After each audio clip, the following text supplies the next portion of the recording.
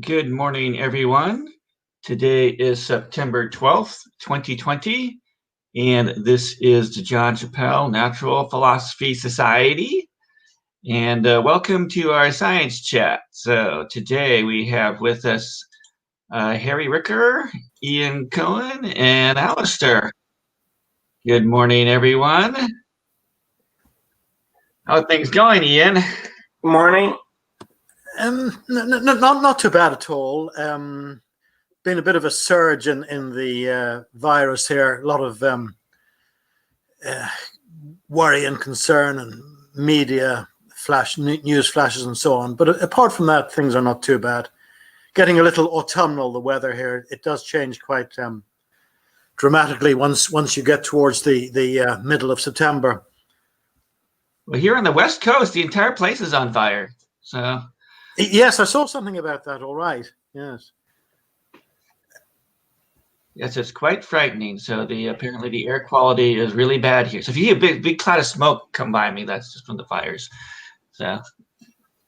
How did they store it?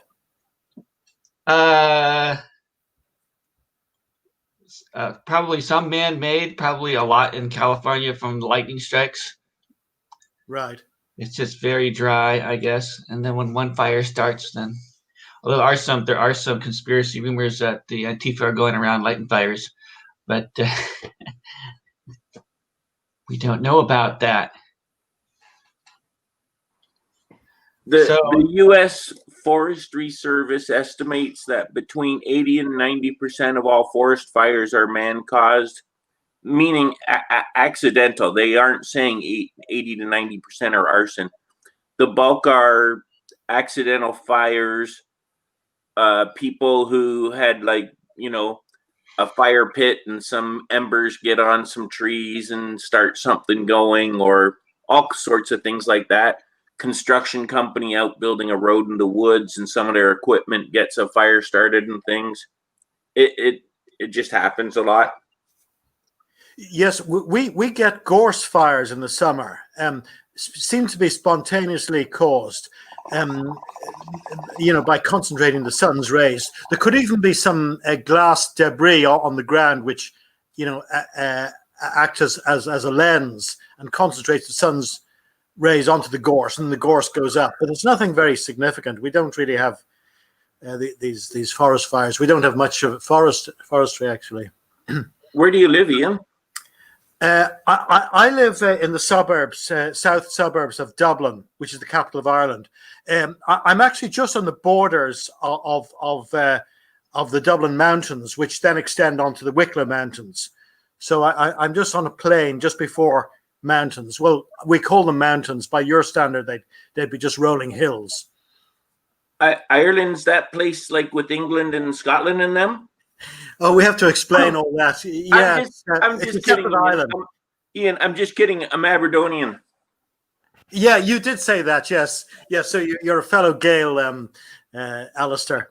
But I remember when I was in the United States, people would always say to me, "You must explain to me the difference between the United Kingdom and Great Britain and England and Ireland." A lot of them didn't actually understand the difference. And I actually had a Scots colleague with me on one occasion in 1994. We were in the United States, and one of the Americans said, yeah, I never used to understand it, but I do now. For example, Scotland is part of England.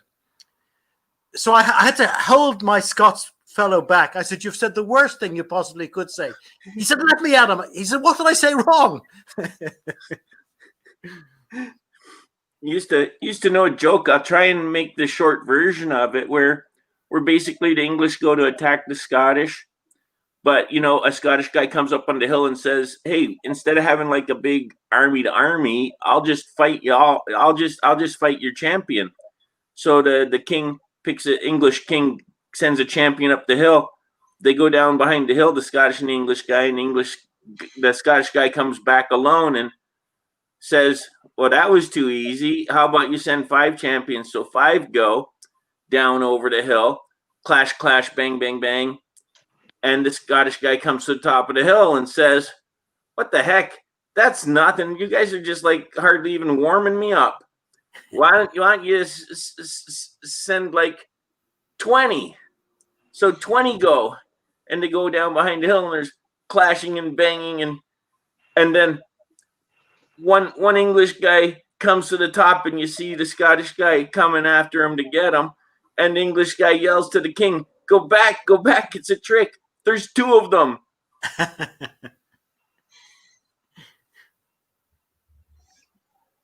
Of course, a lot of people don't know this, but I think maybe Franklin asked me one time, "Are you Scottish or are you Irish?" But actually, the Scots are Irish. You know, the Irish. What? A lot of people don't realize this. Ireland colonized Scotland, and if you know, this so. in the early years of the present era. The Northern Irish went over to Scotland, and they gave it actually its name because originally the original Scotia is Ireland, Scotia. Scot just means an Irishman in the early Middle Ages. So the indigenous Scottish people, what we call now Scotland, the Irish gave it the name, but were Picts or Caledonian tribes or ancient Britons who are related to the Welsh. But the Scots, the Gaelic Scots, are really Irish. You know, so. Didn't know. Yeah. I'm from down by Perth. There was the lands of Riddoch, which was where my family name was established in like 1100 or 1200 or something. The lands are no longer called the lands of Riddoch. My guess is we got bought out or something, but I know without fail that that's where my surname comes from. So it's southern Scotland. Yeah, I don't know. I don't know. I'm just guessing. I mean, you probably do know, Alistair, but that could be sort of like a Norman name. It might not be Gaelic. It could be Anglo-Saxon or no. My guess, my strong guess is that the census guys came around and the guy John didn't have a last name, and the census guy looked around and said, "Well, we'll call you Red Oak."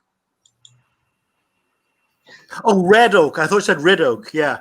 My name's Riddoch, but over time, you know, like from Old English to New English, yeah, that's my guess. Just because so many names are related to things that a census guy could see around him, the person's occupation, a color. That's how they handed out names when they needed to. You know, my girlfriend's ex-husband was named. My ex-girlfriend's ex-husband was named Redgate. Not too hard to figure out what the census guy saw at his house, right? Like right, yes. When you once you realize that how names got dished out, it's not so hard to recognize where a lot of them come from. From the days when they didn't have last names and they made them up: Cooper, Coopersmith, Blacksmith, and all those different names. So what's a Cohen? Well, in my case, actually, a lot of people think I'm a Scot because Ian is the Scottish form of John, and Cowan is a Scottish form, or it's Gaelic, so it could be Irish as well. It either means a smith, or it could also mean a dweller in a hollow. That's why the Gaelic. But actually, in my case, it's actually Hebrew. It's related to Cohen, which is the Hebrew for priest, Kohen. So it's an anglicized form of that. I take it from forebears who came from Lithuania, actually. So it's not Irish, but although people think it's it's either Irish or Scottish. Well, we got got a question from the YouTube crowd here. It says, methane levels have anything to do with the fires? I don't know. I've never heard of anything like that, so no. I don't think so. The fires have to do with basically very large winds, very hot winds coming from the interior, which it makes it very hard to keep the fires under control. Not unless they come to a house, and they come to a house with methane, which powered by natural gas, and then you'll see a big fire from the methane. But, it's got more to do with El Niños and La Nina. It's the change of temperature water in the northeastern Pacific, will cause winds to blow inwards or outwards and be gaining temperature or losing temperature. And so from year to year, the El Nino La Nina index will predict whether it's going to be dry over the trees or not dry over the trees. And that'll tend to be what determines whether it's a good or bad fire year. So these oscillations have probably been occurring for for a long time, but I think the modern sort of climate people would say, oh, it's got much worse than it ever was. I don't think there's any evidence for that. I mean, this oscillation that you talked about there has been occurring for hundreds, thousands of years, possibly. Yeah, and the other factor, a huge factor in the case of the west coast of the U.S. is that over the past 50 years, as conservation has become more of a thing, lumber logging on government land has been reduced and limited more and more and more. So then the government land sits unmanaged. There's no logging roads, no access roads, no fire maintenance, unless it's done by the government, which compared to when a logging company goes into government land, they're forced to do all the right things. But when they're not there being paid to be there because they're profiting from being there, then it becomes a cost to the government, which isn't handled well. And so the stuff doesn't get managed. Underbrush doesn't get removed. And so there's more kindling. And when fires do occur, there's less roads, less ways to put the fire out, less people in the area. So like when you look at like the logging and forestry industry in Australia, over the past 20 years, it's gone down by 80% or something like that. So now when there's fires, who's there? The logging companies aren't there anymore because over time logging is getting phased out, except for on logging land, not government land, because of conservation of the wilderness. So that has caused a lot more risk of fires in the California and Oregon states. Is the reduction in allowed logging on government land. Well, that's an interesting theory. Hadn't heard that. But Musser says fires are good. Lots of minerals for the ground, less acidity, less moss. Yeah. It's a natural cycle. Certainly the forests are designed for it. It's not an unknown thing. It's just that you won't hear them focusing on it because that detracts from the climate change narrative. But you will hear like the governor of Oregon saying, maybe we should allow more logging on government land to help clear underbrush and reduce fires and stuff. So they are aware. It's not an easy thing to strike the balance between natural and helpful to humans. Like they build dams so we get electricity. It's clean electricity, but then fish aren't making it upstream. So then they complain and they tear down the dam. And that's happening in California a lot too. There are multiple projects to tear down dams because it will return the river to its natural state. But that changes things. Like now your little lakes that you've created behind dams disappear, and you've no longer got that water stored in that area, helping to keep creation of clouds and things like that. So it's not an easy thing to manage large scale nature. Well, the other thing is perhaps some beneficial effects that fires might have with regard to getting rid of viruses or something like that. I mean, it's been said that the Great Fire of London in 1666 got rid of the Black Death, which had existed up to the year before that. Is that what we need to get rid of COVID? Well, I just thought of that now. It might have some burn out all the humans, right? Yeah, burn the place down. Comment here: no insects, no humans. Yeah, if we get rid of those things, then we'll be fine, right? Yeah, the answer to everything. That'll fix it. It's like you watch all those Disney cartoons where the humans are going and shooting Bambi and raping the forest, and the humans bad, right? Yeah, it's always us. You need to just I get rid of sometimes, dang I, humans. some, I sometimes debate with people on Quora who want to claim that there's an overpopulation problem and we need to control population growth and blah blah blah because exponential growth always leads to an infinite number of people. Well, yeah, but you don't know what the future's going to hold. You don't know if and they talk about overpopulation, but they don't even really understand how many people there are. Like they just attack it emotionally. They don't calculate anything and they claim overpopulation, but they have no knowledge to back that up. No, it's just a feeling in their head that it's overpopulation, and they want to go around telling everybody, well, fear the growth of people, but they do it without science or any reasonable causation. Like they can't predict the future, but they predict calamity. And if you can't actually predict the future, what does your calamity supposedly look like? Like how big do you think the population is going to grow before it collapses? Make your prediction. Put you're so sure this growth collapse is going to happen, then put numbers to it. Don't just make it this fuzzy, oh yeah, it's going to happen, because you don't know that. We don't know if we'll manage to grow food in a bag and support a population of 80 trillion. We don't know. That's where science comes in, right?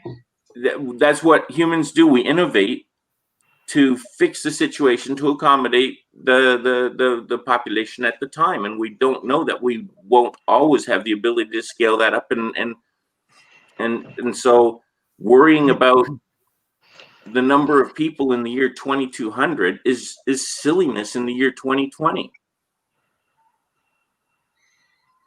It's an emotional appeal. It's not data.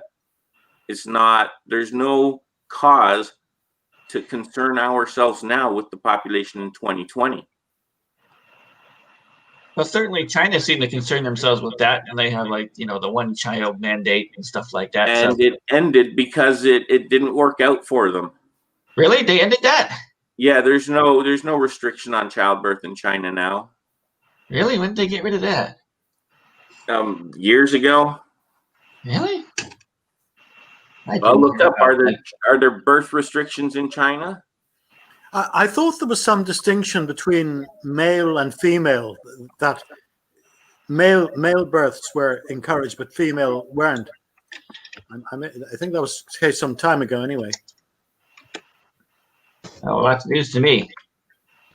One child policy. Let's see what's going on here. So November 2013, they decided to relax the one child policy. Under the new policy, families could have 2 children if one parent rather than both parents was an only child. So it looks like there's still a policy in place. Yeah, that's true. It does. So, but that's weird. So you can have 2 children if you are an only child, but if you had more than one child, which is highly unlikely, then you're only allowed to have one still. I'll stand partially corrected. That's kind of weird. Okay, well, we learn something new every day, right? And then one of the things I'll point out to people is when in their heads they're thinking that the world is overpopulated with people. There's 8 billion people, but there are 3 trillion trees. Is that a tree overpopulation problem? Why or why not? Yeah, it's tree overpopulation. We're taking care of that in the West Coast right now. So, but you see, like they don't think of things like that. They think 8 billion is this huge, huge, huge number, so much huge that they can't imagine it.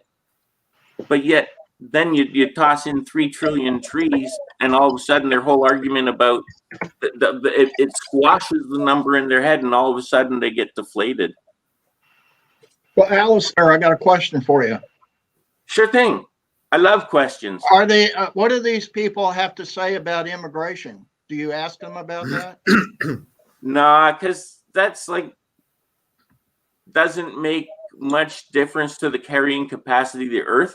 Their specific concerns are usually global population. Like there's an organization called Vehement, which stands for the Voluntary Extinction of Humanity or something like that. They're just nutters. Well, it sounds like you're not talking to anybody that has anything relevant to say. They think they do, and then they'll go. They always just want to talk about like how exponential growth leads to infinity. Therefore, it's bad to allow exponential growth. Well, it's a Malthusian philosophy. You know, Malthus basically said, well, the population increases geometrically, but the means of subsistence, the food supply, and the other means to support humanity only increases arithmetically. So you're going to get some catastrophe in the future unless it's moderated by war and famine and disease killing off people. And COVID. But that well, that's a modern example of it. But that always presumes that we can't increase our efficiency and ability to grow food. Yes, that's true. But there must be some limit to that as well. Well, I'm showing the graph here. You guys can see the graph, right? What graph? Yeah, so that looks pretty frightening, that. And apparently we're not all starting yet. So I think the people who predicted all that stuff were back when we were growing up, and there were only 4 billion people. And now we're almost double that, just, not too many years later. And seem to be doing okay, right? But what's interesting here is the actual, when you get to the very tip of that, the annual world population growth. And, the population growth seems to be decreasing. At least, we're up to here about 20. Their projections always show drastic reduction in growth. It's the whole UN pushing what they push is, oh yeah, we're going to get smarter and grow less, is their claim. Well, it looks like the population, actually the annual change of the population. So it looks like we're kind of in at least a downward trend, at least temporarily. Yeah, it's going to be interesting to see the impact of COVID. Well, actually, I don't think the impact of COVID is actually that big because, they do studies about, how many deaths have we had compared to, say, last year? No, I meant in terms of its impact on population growth.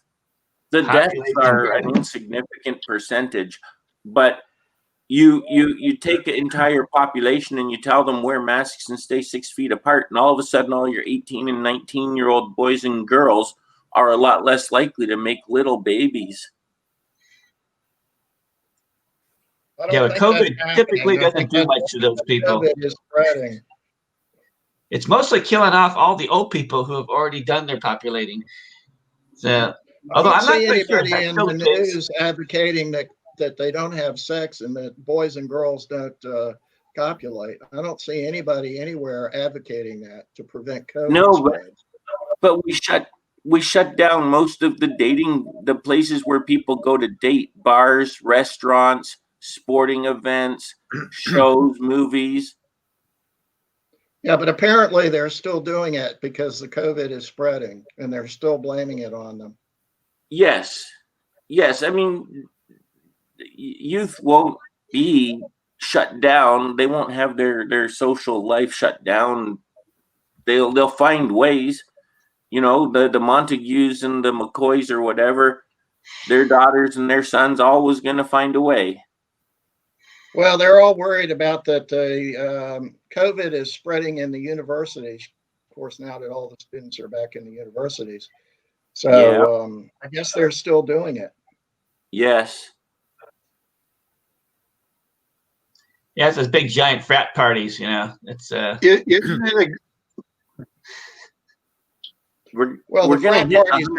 a good thing that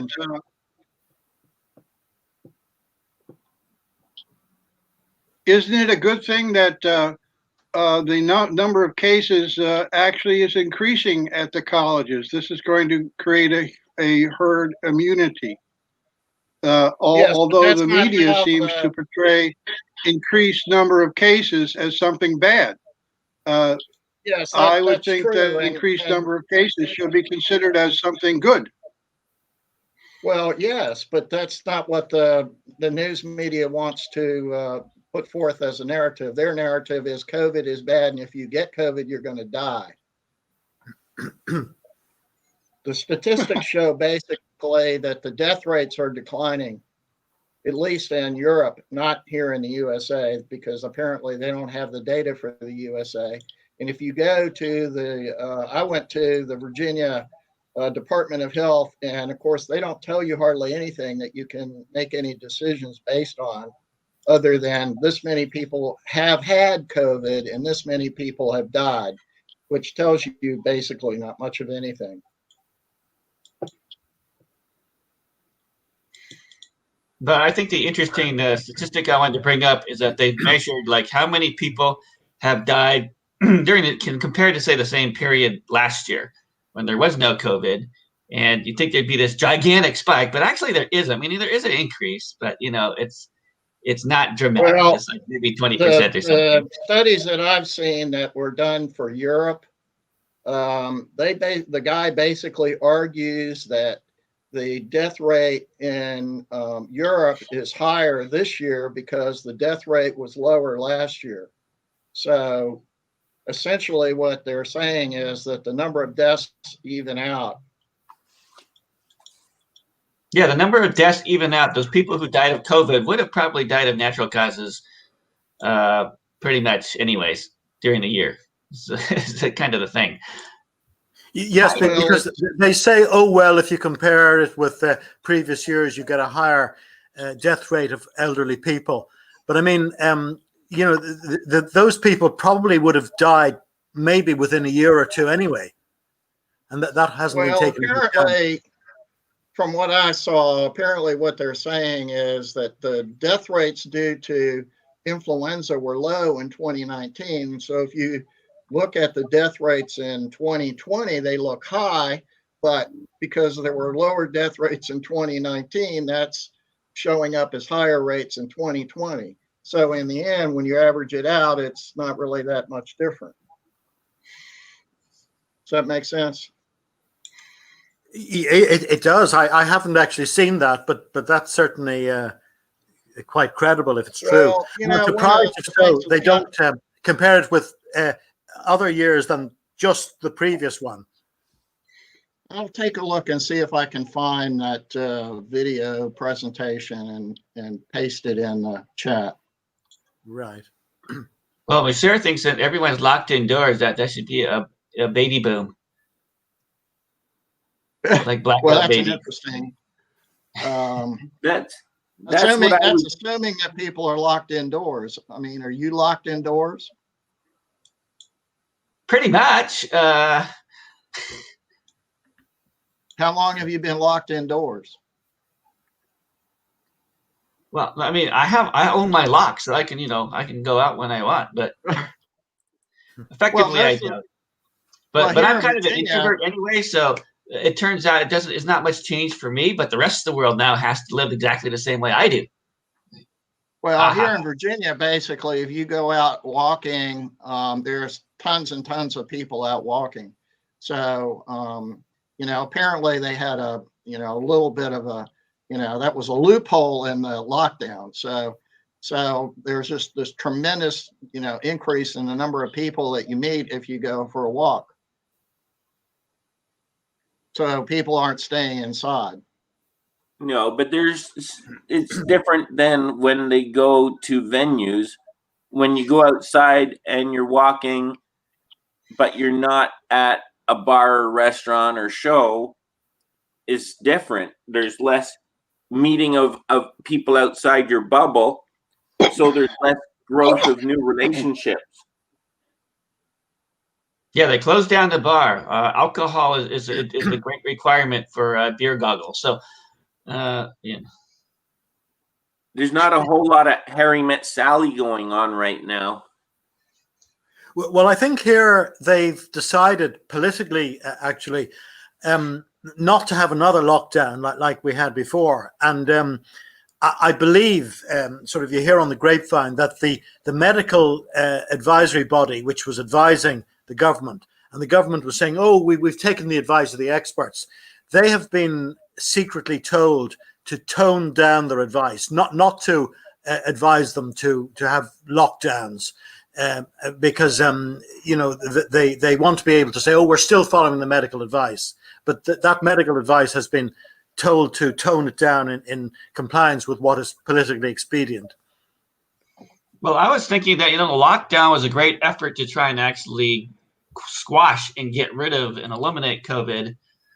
But apparently there's just way too much of it around here to have any hope of that happening. I mean, some places have been able to do that. They've been able to control it so that COVID's practically zero.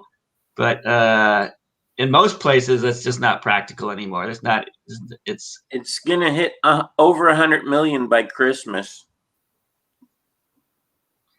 So, yeah, I would kind of agree that, there's no point in continuing this very tight lockdown, because what we just have to do is control it so that it's not so many deaths or cases that it fills our hospitals past the breaking point, which I think is, I haven't heard any stories. Actually, here in Virginia, the hospitalizations haven't been that high.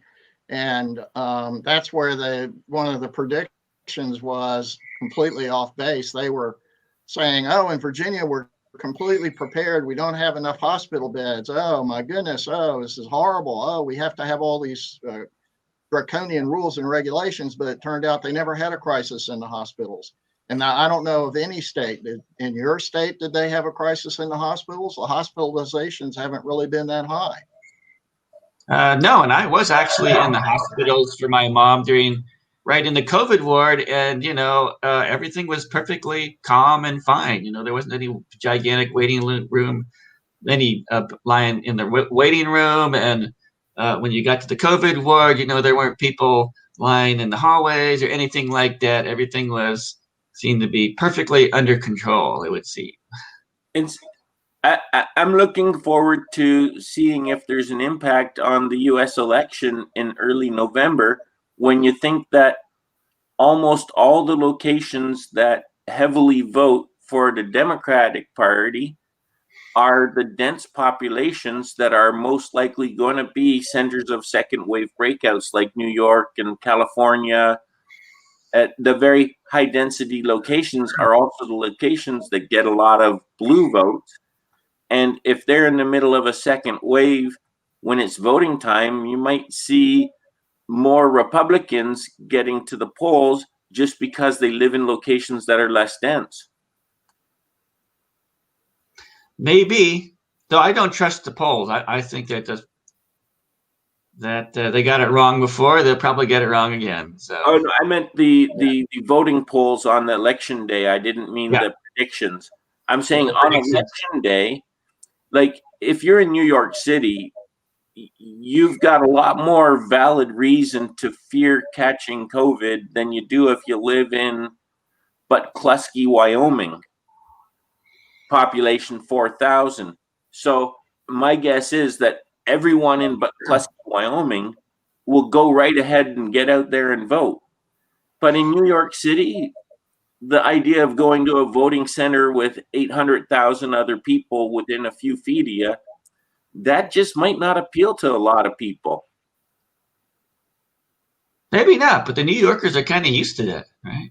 So what I'm saying is that just by percentages, it doesn't take a whole lot. But if every city that tends to vote Democrat happens to have a difference of a couple of percentage points, that's all it's going to take to sway the election one way or the other. Yeah, it's going to be close. Yeah. It's going to be a close one. Yeah, I think the world I just find it hard to believe that that the elections are only like 2 months. It's like I think the world might get a second surprise that they don't like much. Well, what's the second surprise? Trump again. Trump again? Not for the people who like Trump. What I'm saying is it could happen. COVID could be a factor by keeping people at home in the locations that happen to be heavily democratic, because those locations happen to be higher density population centers. Yeah, that's an interesting hypothesis. With a higher chance of having a COVID problem at the time on voting day. Possibly. All right, so enough of the chit chat here. I think we should We're probably talking start. science. We should. No, this is the chit chat. We need to get into hard science. And it's okay. It was science. We're talking about epidemiology, spread of disease, demographics of populations. It's all good. And there's one remark about this with regard to science before we leave it, perhaps. I noticed that they're saying continually on the media, "Oh, the science has changed." The WHO advised that masks were no use a few months ago, but now the science has changed, and they say they're wonderful. Now, science doesn't change; it's just human interpretation thereof. So, really, and science, of course, should be in a system which is self-correcting. But they're afraid to say, well, we misinterpreted this, or we didn't have sufficient data. They say, we did everything correct, but now the science has changed. So we think the opposite now. So it's just an observation on current interpretation of what science is. And, the fanatical type people, like on climate change or on any one issue, they say, the science says this, and that's the end of it. As if science were sort of a dogma that you couldn't question. Now it seems contradictory, because they said the science says this, so anybody who says otherwise is an idiot and should be censored. So that's one thing. But then they say, oh, the science has changed. It's different from what it was last week. So now it says something different. So they seem to be sort of contradicting themselves. It's an observation I've made over the last while, particularly with the COVID. When I'm talking to a climate alarmist, if they claim that they have science as their reasonings, I say, well, that's fair. I'm number one with science. I'm all for it. Let's just document your science. So in your science, there's the surface of the earth, there's the air above the earth, and for some reason it's not floating away. What science do you use to explain why the air doesn't float away into space? Oh, well, that's gravity. Oh, okay, well, let's examine your theory of gravity and make sure that it's being validated and is actually science. Are you claiming that quantum mechanics is the reason that we have an atmosphere? Obviously not. It doesn't include gravity. So now you got a climate scientist guy claiming that the air is held there by bending fourth dimensions and shit. At that point, they've lost the battle, because they're in territory they can't justify. They can't even justify scientifically the Earth having an atmosphere with consistent mathematics. Well, that's what we're here for, because we know that there are a number of issues like that where they can't even explain what charge is or what magnetism is, let alone gravity. So, but you can always attack anybody on that basis. So I'm not sure that's exactly a fair attack. Climate alarmism is all about Earth's energy budget. So you say, oh, okay, fine. We know the energy of a volume of space occupied by baryonic matter. But that's a very, very, very, very small percentage of existence. So how much energy is all of that other space, the space in between the baryonic matter? How much energy does that space have? At which point they're stuck again, because that's what the whole cosmological constant problem is discussing, and they don't know. One of our best theories says it's got tons of energy. The other one says it's got next to nil. And so no climate scientist can even tell you what the value of the energy within Earth's spatial volume actually is, because they can't quantify all the non-baryonic matter. But I understand that even though a lot of the scientific community has been what one might term bought over, by expediency, this IPCC report, which was approved by all the scientists, had two statements in it at the end, saying something to the effect that despite all these things we've looked at probabilistically and so on, we cannot say for definite that there is an anthropogenic heating of the atmosphere. And those two statements were actually taken out by the UN, because that's not political, take it out. So the version of the report that was signed off by the scientists was actually changed before it was actually published. And they've never concluded anything. At best, you'll see them. They'll put, "We are highly confident that," and then they go on to define or quantify highly confident as meaning 95% probability, according to their own estimation. That is, that they're correct. They've never said anything with 100% certainty, because that would be unscientific. But everybody outside the IPCC sees their claim of 95% assuredness as being, therefore, it's the gospel truth. And that it doesn't get properly represented. And that's the way it's come forward in the popular mind and in the popular press. I mean, they say, "Oh, this is beyond doubt. We've done everything reasonably possible within science to verify this, and anybody who doesn't agree is a whack job." So there's a censorship there.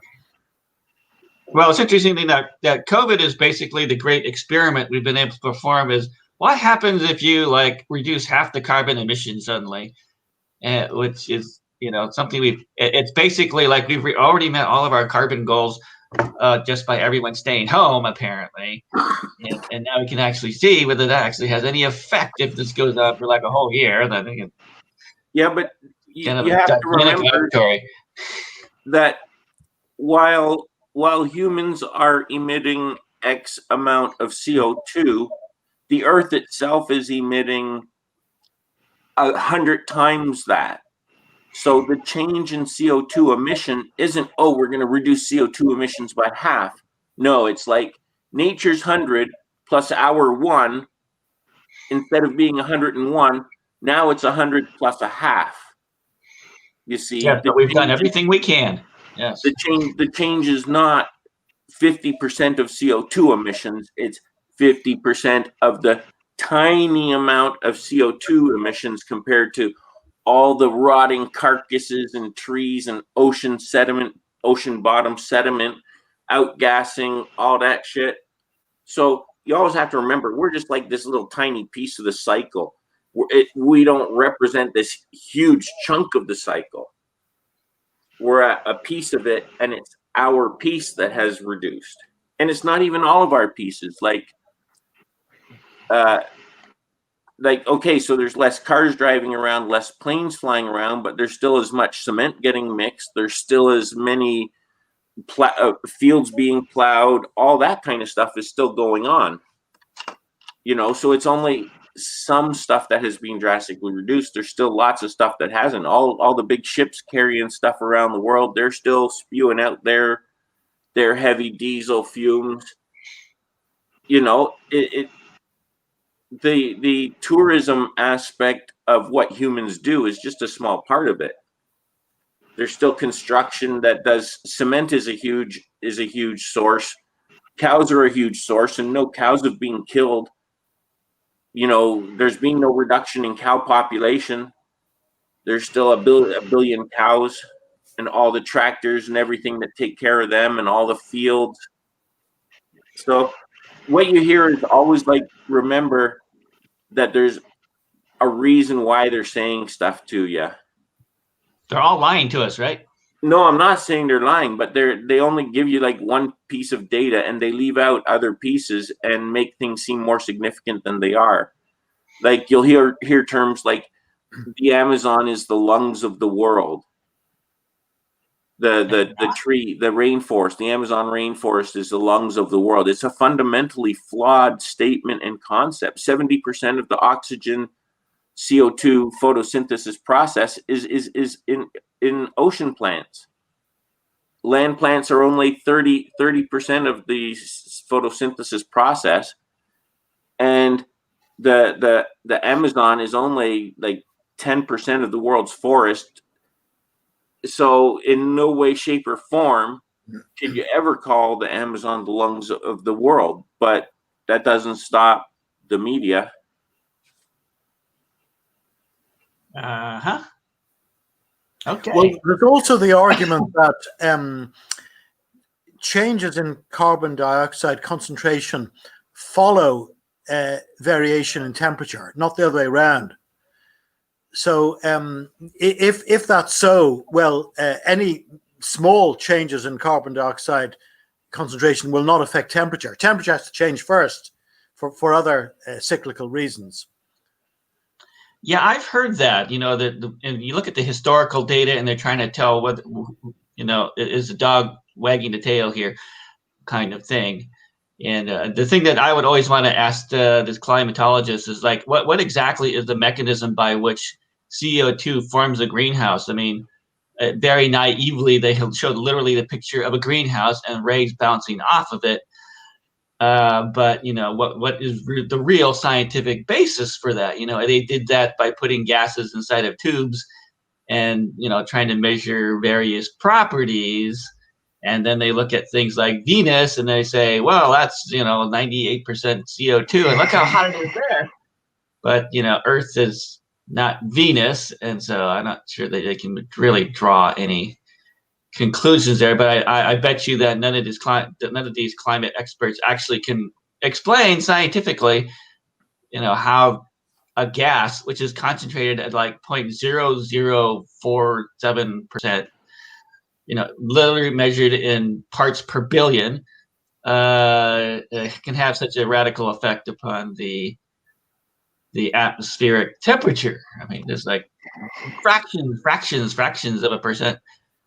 And actually, the biggest greenhouse gas, much more effective than CO2, is water vapor. So water vapor is, in fact, the thing that actually keeps the Earth warm. And what controls the level of water vapor in the atmosphere? Probably the sun. I don't know.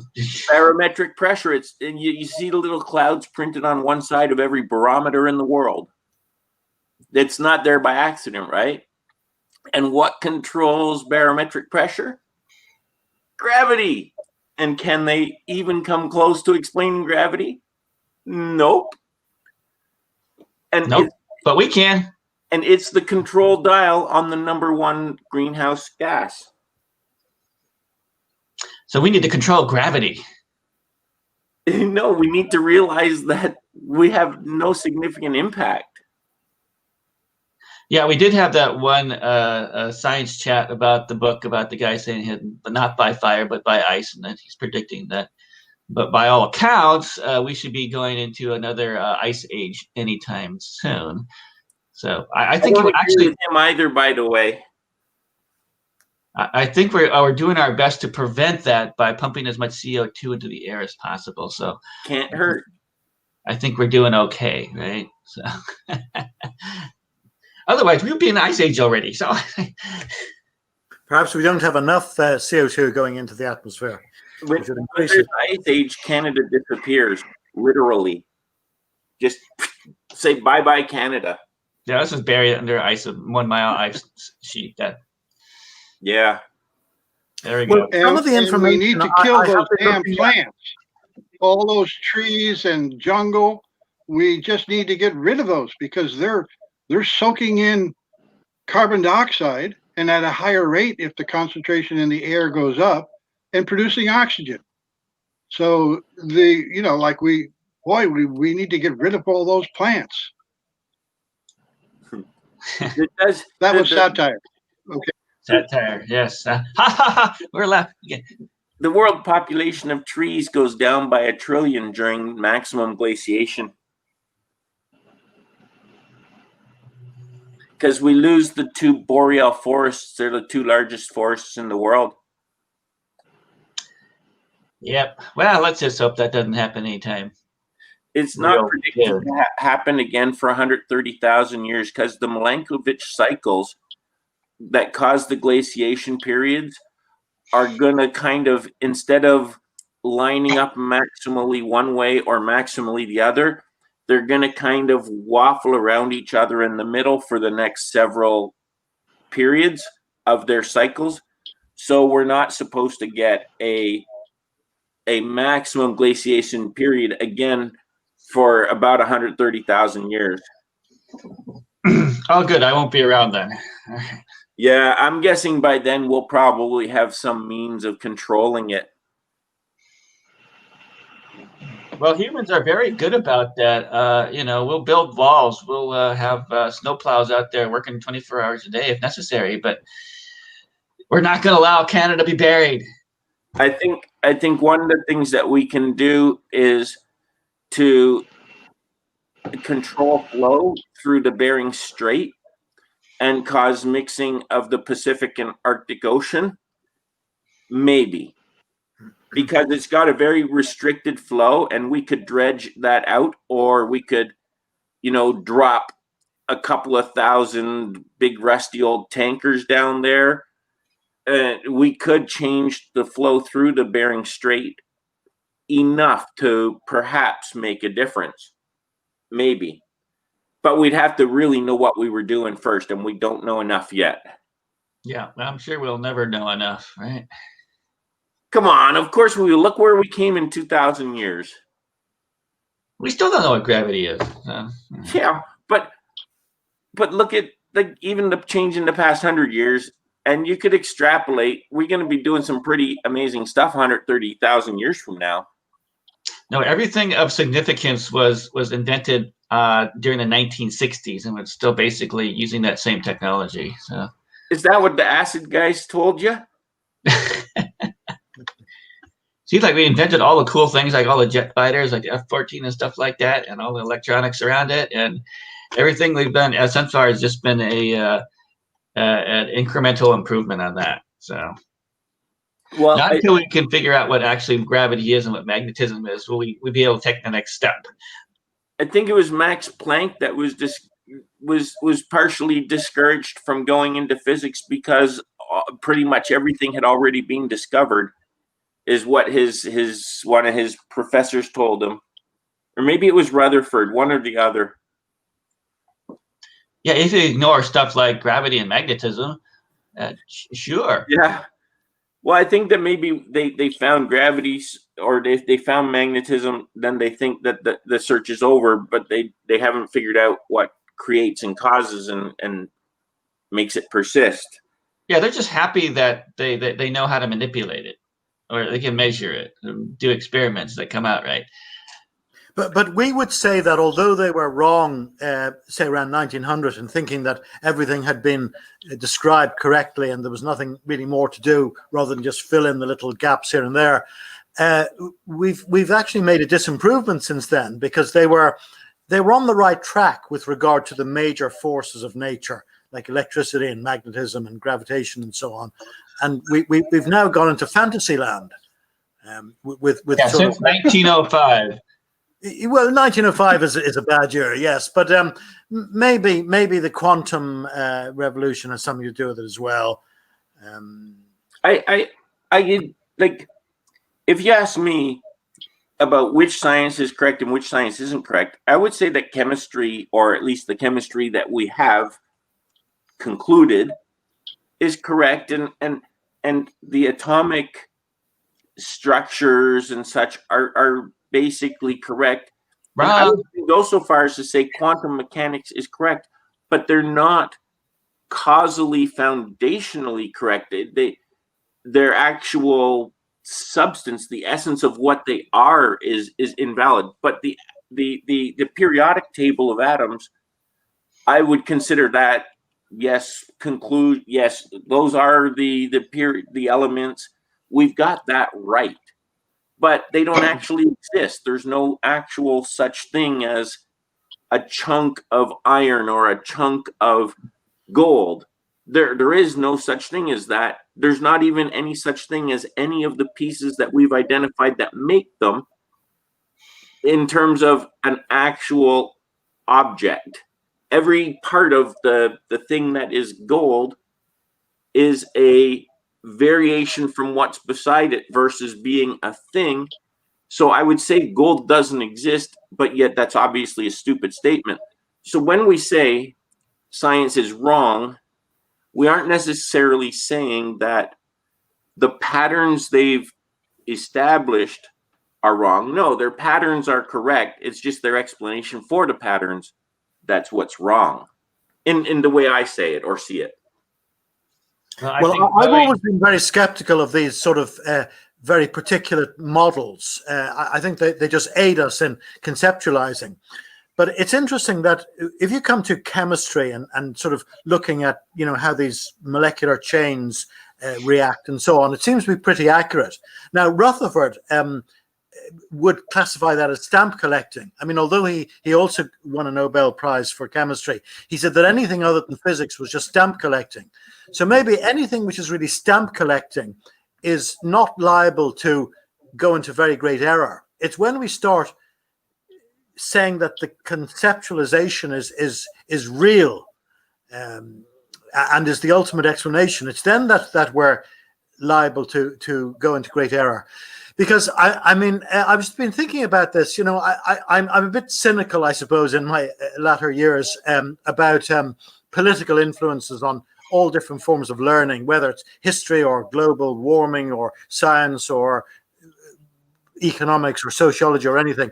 And I was wondering why, if it is the case that physics should be uniquely influenced by this. And I said, surely other forms of learning have been just as badly influenced. But at a first glance, it doesn't seem to be the case. I think physics seems to be most affected, possibly because it's not stamp collecting. It's trying to find the ultimate explanation of something. It's become like a religion. Whereas, you know, chemistry, you just darn well have to get the right answer to the reactions. And if you're building a jet aeroplane, you have to make sure that, you know, the stresses are correct and it works. So engineering hasn't gone into this difficulty. We were talking about wireless the other week and Marconi and so on. He got things working, even though he was going against the conventional conceptualization. Yeah, that's an interesting point. That there's certain things which we would call settled science, I guess, and even us dissidents could agree on that, right? Although I wouldn't go so far as to say, let's say, you know, gold doesn't exist, or I would, you know, because that does sound like a completely absurd statement. But, you know, as a dissident, I would say that their conception of what a gold atom is not right. I would say the conception of things like, say, the strong force and the weak force are completely wrong and a fantasy. What I meant by gold doesn't exist is that, let's say, for example, it's determined that everything is made out of strings. Then does gold exist? No. Just yes, it does. Pattern it's a combination of strings. Just a particular pattern of knotted strings is what exists. And it has particular properties when it's knotted that way. And so we categorize and classify that as being the pattern gold. So that's not to say gold doesn't exist. It's just not fundamental. That's what I was saying. That's a little invasive of the English language, but about fundamental. Well, you can say gold is not fundamental. I think everyone would agree on that. So yeah, that's all I was saying when I said gold doesn't exist. I'm saying, so there's science that I think is right, like the periodic table, but then we get into science I don't think is right, which is like forces and force fields and energy fields. I don't agree with any of that as being the fundamental cause of the pattern called gold and aluminum and iron. Sure, we could agree to that. But the periodic elements, that's literally stamp collecting, right? Yes, absolutely. So I just, because you were saying, oh yeah, Alistair says gold doesn't exist. You know that's not exactly what I was saying. Right? Well, yeah, I kind of understand, but that's all the tricky thing about when you're talking to people. Everyone's definitions are just completely different in I just certain want to be ways. clear that I'm not claiming there's no such thing as gold. Of course, there is gold, but it's not fundamental. Gold is knotted up strings or condensed quantum foam or, you know, knotted together quantum loop. It's not tiny pieces of gold. All I care about is how to get more. So, Yes, work on that. well, I've done some of the alchemy work for doing that. See, my theories say that to do the transformation from element to element actually shouldn't take much more energy than standard chemical reactions. It has to be of a particular kind, and you have to set things up in the right way. And that's how these alchemists are doing these conversions that way. Well, I kind of suspect that it's either that the cost of doing those conversions still exceeds the price of gold. If you're going to do these things, you have to actually come up with a process which is cheaper than gold. So if it takes you like 20 hours to prepare like 1 milligram worth of gold, that's not going to be worth your time. So, but it's still, in fact, maybe possible. There's all these experiments where people like do things like convert mercury into gold, and then or so they say. But it just may not be practical. Or the easiest one you can do is to make iron out of basically carbon and oxygen. But iron isn't worth very much. So even if you could do it, it's not very exciting problem. So Okay, here is a free tip on how to get a lot of gold. All right. And it doesn't require a lot of biological sophistication or even too much fancy equipment.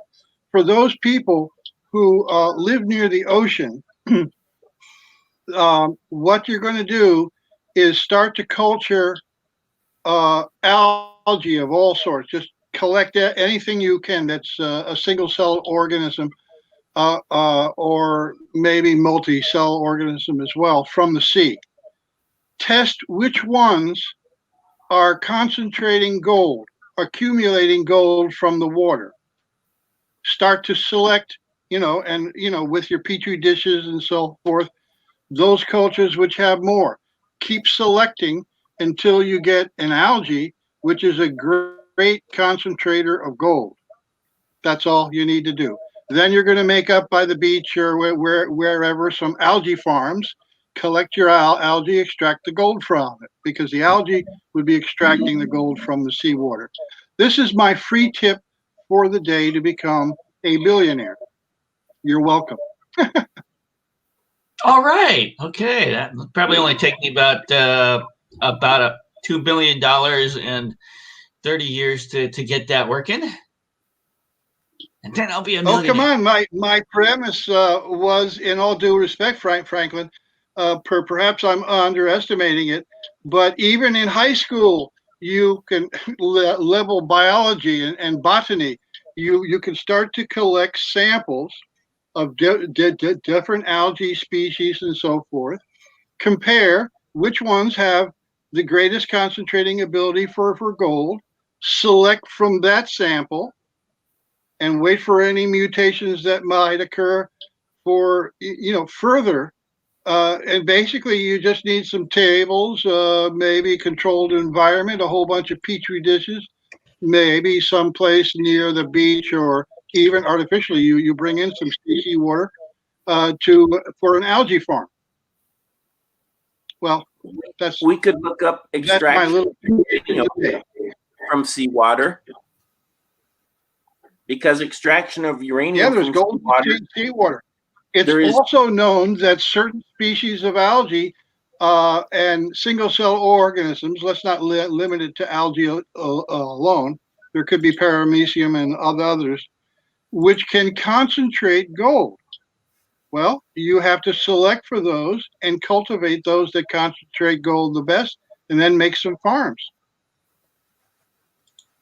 See, it's not a crazy idea. The newest gold mining tool, bacteria.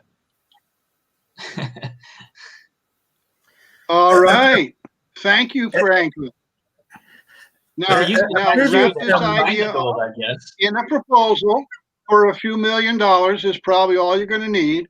Take it to Wall Street, get some backing, and there you go. You've got your gold mining from the sea operation going. Yeah, and the funny thing is that you don't even have to fund the gold. The gold is actually tricking all the investors into giving you millions of dollars. Yeah, so it's been a previous Archbishop of Dublin posed a question as to, is gold valuable because men have died for it? Or rather, do men die for it because it is valuable? So, I mean, this, you know, neurosis about gold really is a bit out of proportion.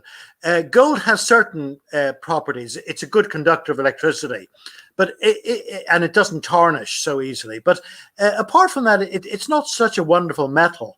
You know, there are other metals. So it's really sort of like a supernatural aspect that has been given to it by earlier civilizations, that is like, you know, the metal of the gods or something, which made it in a man's mind something inherently valuable.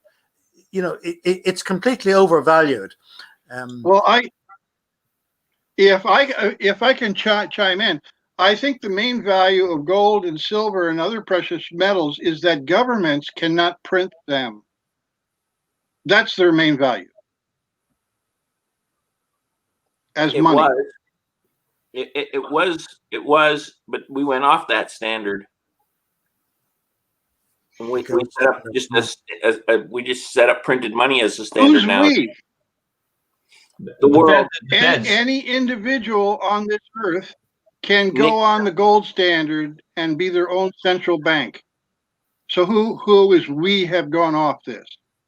Yeah, even in India today, the very poorest of farmers believe that some of their savings are, if not all of it, should be in gold, even if it's only a milligram of gold, because they're so poor, that's all they can accumulate.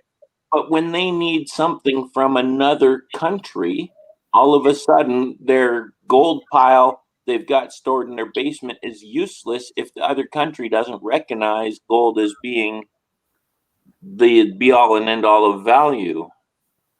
And that's what happened. There's always a liquid market to convert gold into any fiat currency you want anywhere in the world. You take a well-known gold coin like the maple leaf or the the eagle from the U.S. Anywhere in the world is recognized. You can turn that into any currency that you want, like within an hour. That's not what being on the gold standard is. Being on the gold standard means that your currency is backed by gold. And the U.S. used to guarantee their currency with gold.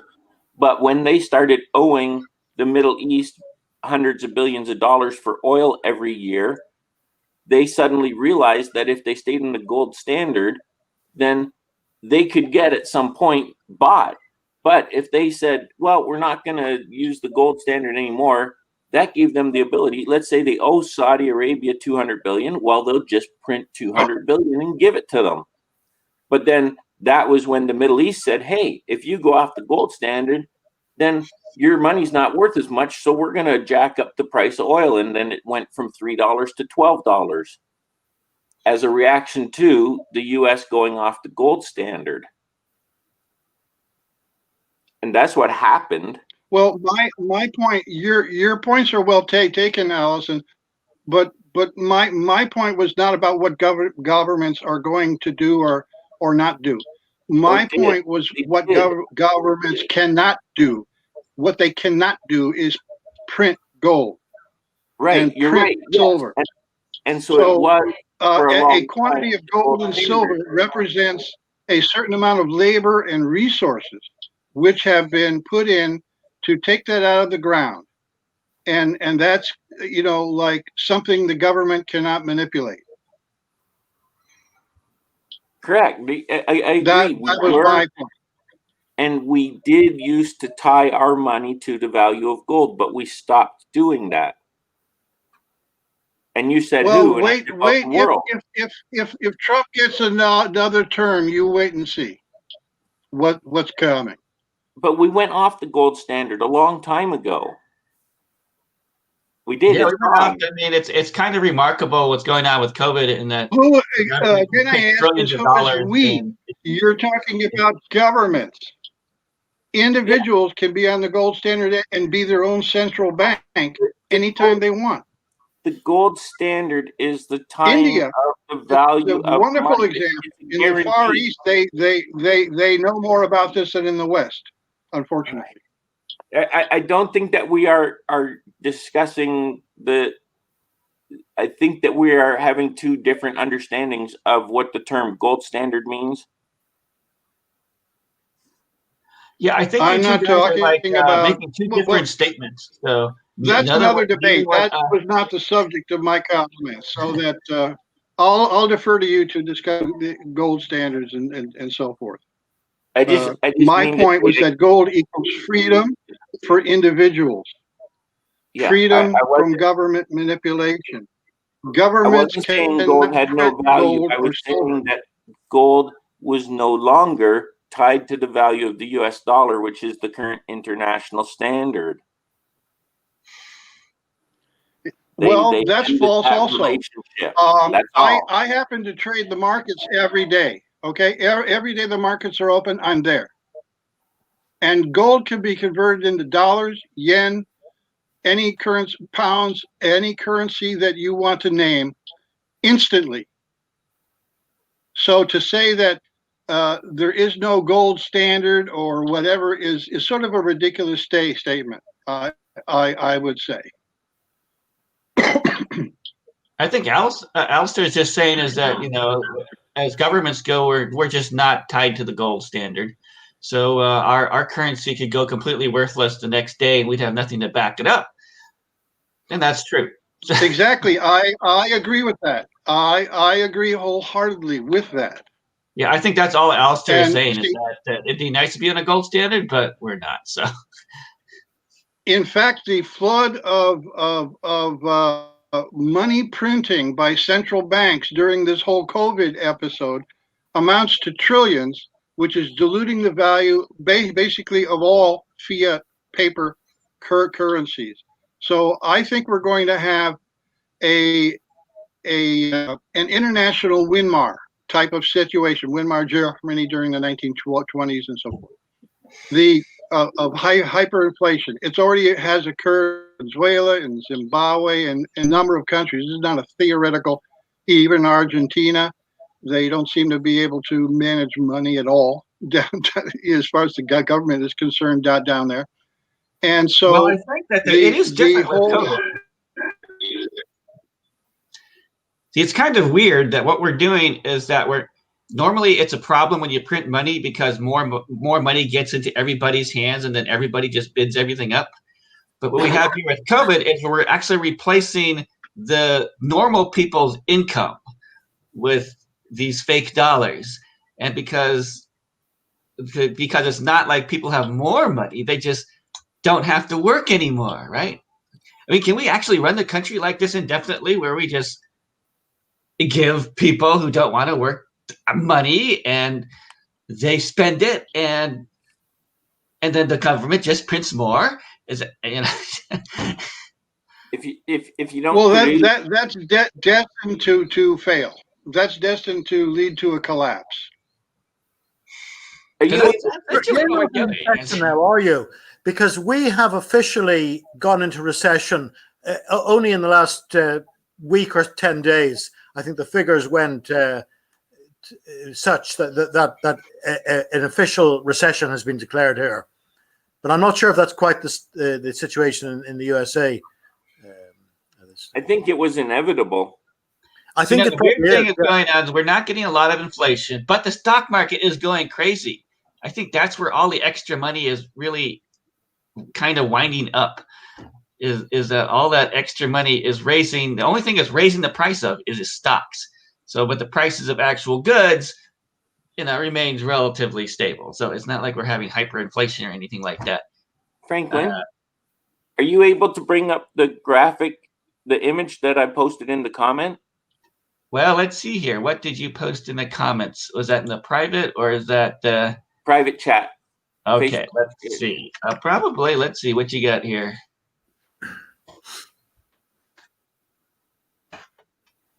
Charting income throughout history here. Okay, so let me share that. Is that was the answer to who we is and when we made the decision? Let's see here. Gold standard. So what is this graph showing? Mark's point at which country left the gold standard. So it kind of looks like everyone kind of did it. Well, let's see here. What do we got here? United States, United Kingdom. So as late as like the 1936, for like Italy. So everyone's on the gold standard, but basically by the 1938 or so, everyone is off the gold standard. Yeah, And we've that's been printing money ever since. There's we, the United States, UK, Germany, Hungary, Italy, Brazil, everybody. Well, it's not everybody, but it's substantial. Is anybody still on the gold standard? I'm not aware of any, but that doesn't mean there's not. Yep. Well, that's that. So. Well, there's again, a whole lot of people who are on the gold standard. Like for example, even central banks are buying gold hand over fist these days. But people who are accumulating gold and acting as their own central banks, they are on the gold standard. Yeah, so if the zombie apocalypse happens and the United States dollar becomes worthless, those people will be sitting pretty, man, because their gold is still going to be worth something. Well, they're investing in gold. They could easily be investing in wine or anything else. But my point is, obviously, the rarity of gold and the difficulty in extracting it from the ground, those are factors which would, increase its value.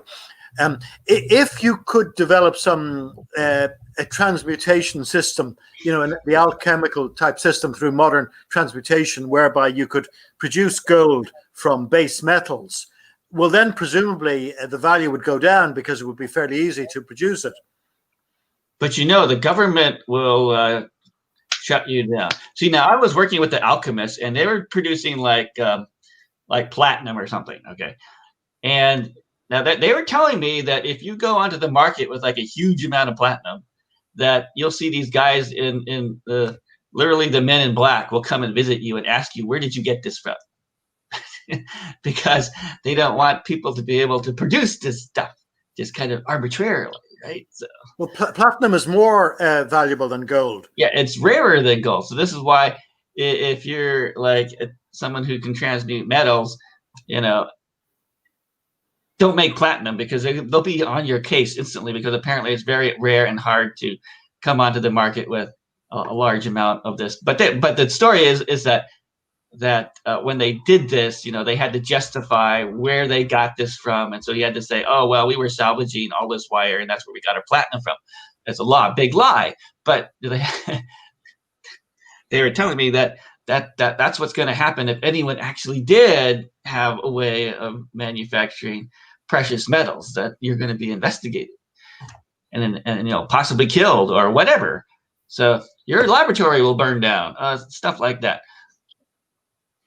And I wanted to mention the ancient alien theory, since you're so wondering why are humans so obsessed with gold, and that's because we were designed as a slaving people to actually dig up the gold in earth. So it's just part of our DNA that we're attracted to it, and whenever we see it, we collect it and put it in one place, because that's what we were designed to do from the ancient alien theory. So there you go. And then one day they'll probably all come and visit and say, oh, thank you for collecting all the gold, and they'll empty out Fort Knox and they'll be on their way, right? You're just waiting for us to get all the gold, right?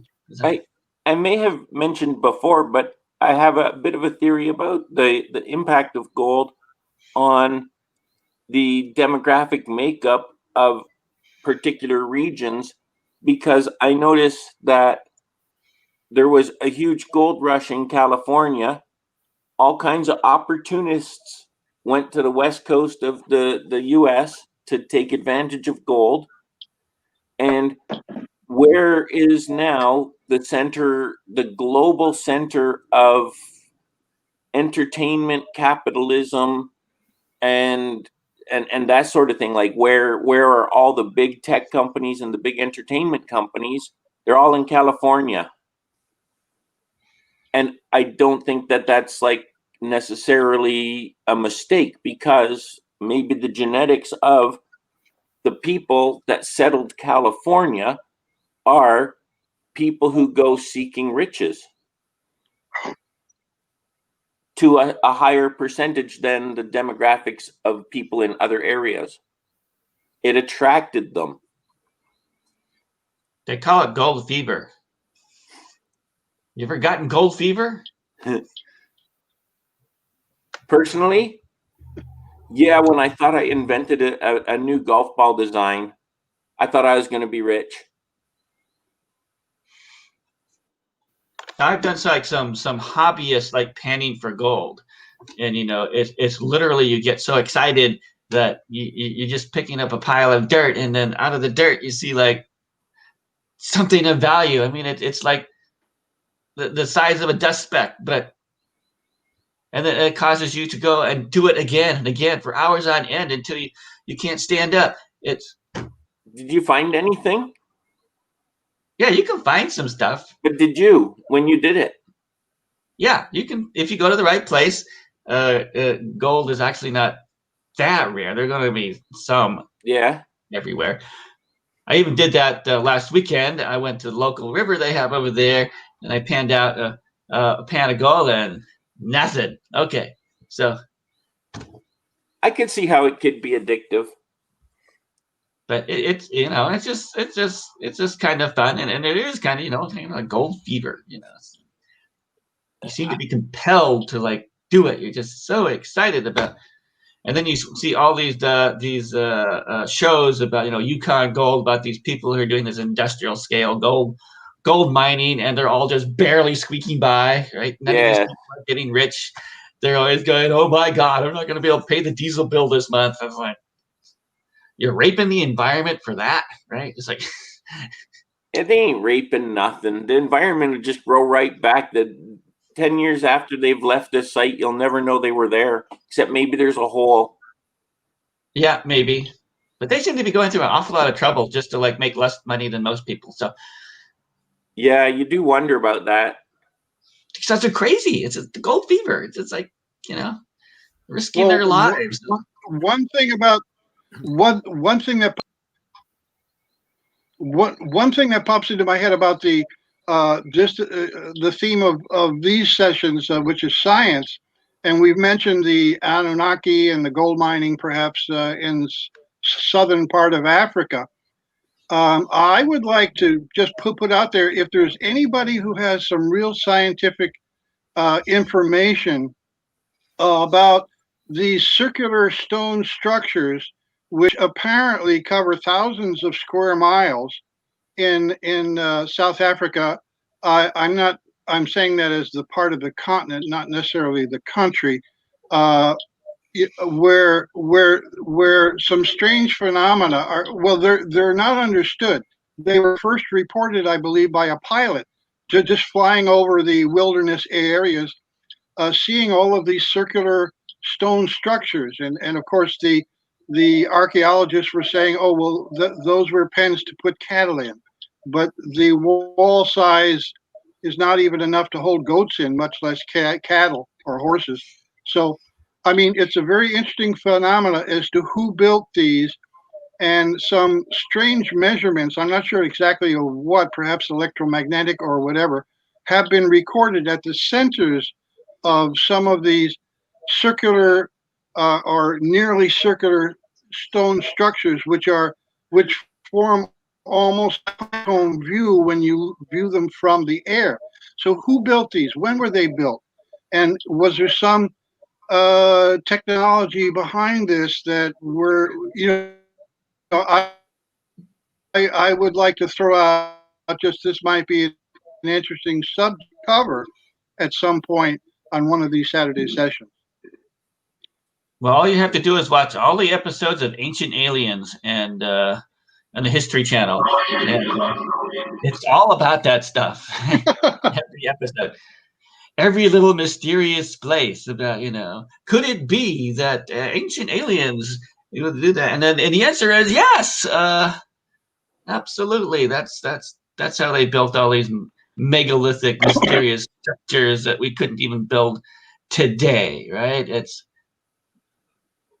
like no one's gonna build a great pyramid of Egypt. I mean, that's just crazy. But they did it, right?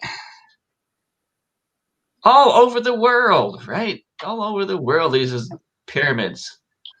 We could have a fun discussion one week about efforts at perpetual motion. Yeah, I think someone should try and make one and demonstrate it to us, the perpetual motion machine. That would be good. I'm thinking that would be well. You have to. I'm thinking that you have to actually be able to extract the force of gravity out, and then you would be able to have the perpetual motion machine because there's actually a lot of energy available in the ambient environment. It's just a matter of getting the stone to go back up to the top so that it can fall again. So you're not breaking any rules of physics by doing that, but you have to be able to extract out the energy in a repeatable manner. There's a way of putting a sphere, like imagine a globe, like a ball on an axis, but then you have two angled spring-loaded wheels that push up on it from underneath on opposite sides, and then when you get it balanced just right, the springs are pushing it up while gravity's pushing it down, and then it begins to spin one direction and will continue to spin that direction for a very long period of time.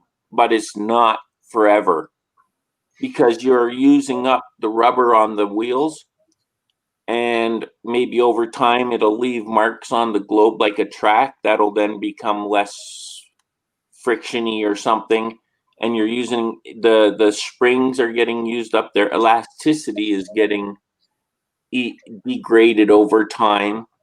So perpetual is a deceptive term, but it does really well. Well, I think rather than perpetual, if you could have some sort of energy pump, like a heat pump, doesn't disobey the second law of thermodynamics in that you're pumping heat from a lower temperature to a higher temperature without expenditure of energy, but you're getting a bonus because there's a coefficient of performance. Like you put in a certain amount of energy to drive the system, and then you get more energy. You might get 3 times that or 5 times that transferred. So if you could transfer that to other technologies using renewable energy in the environment, you could get not a perpetual motion machine, but a machine which was giving you a return for every a kilowatt of power that you put in. You'd get a multiple of that out. So that might be something we could discuss at some further stage as well. The other thing about the megalithic tombs, by the way, is that there seems to be some pattern with regard to the movement of these from Asia Minor across the continent of Europe and up to the British Isles. Some commonality, maybe over a period of less than 10,000 years or something like that. So that could be studied. This is discounting any aliens coming in, which is another theory, of course. How did they do it? But this is sort of like these primitive civilizations, these Neolithic civilizations, which are migrating up. I mean, we have just 30 miles north of here, we have Newgrange, which is older than the pyramids of Egypt. It's 3,200 years BC. And it's still subject to some doubt as to, the exact origin of it and the genesis of it and so on. It appears that it was some religious ceremony and a burial place as well. There's a burial place. And what happens is, similar with Stonehenge, but in Newgrange, the rising sun at the winter solstice shines in a little portal above the entrance.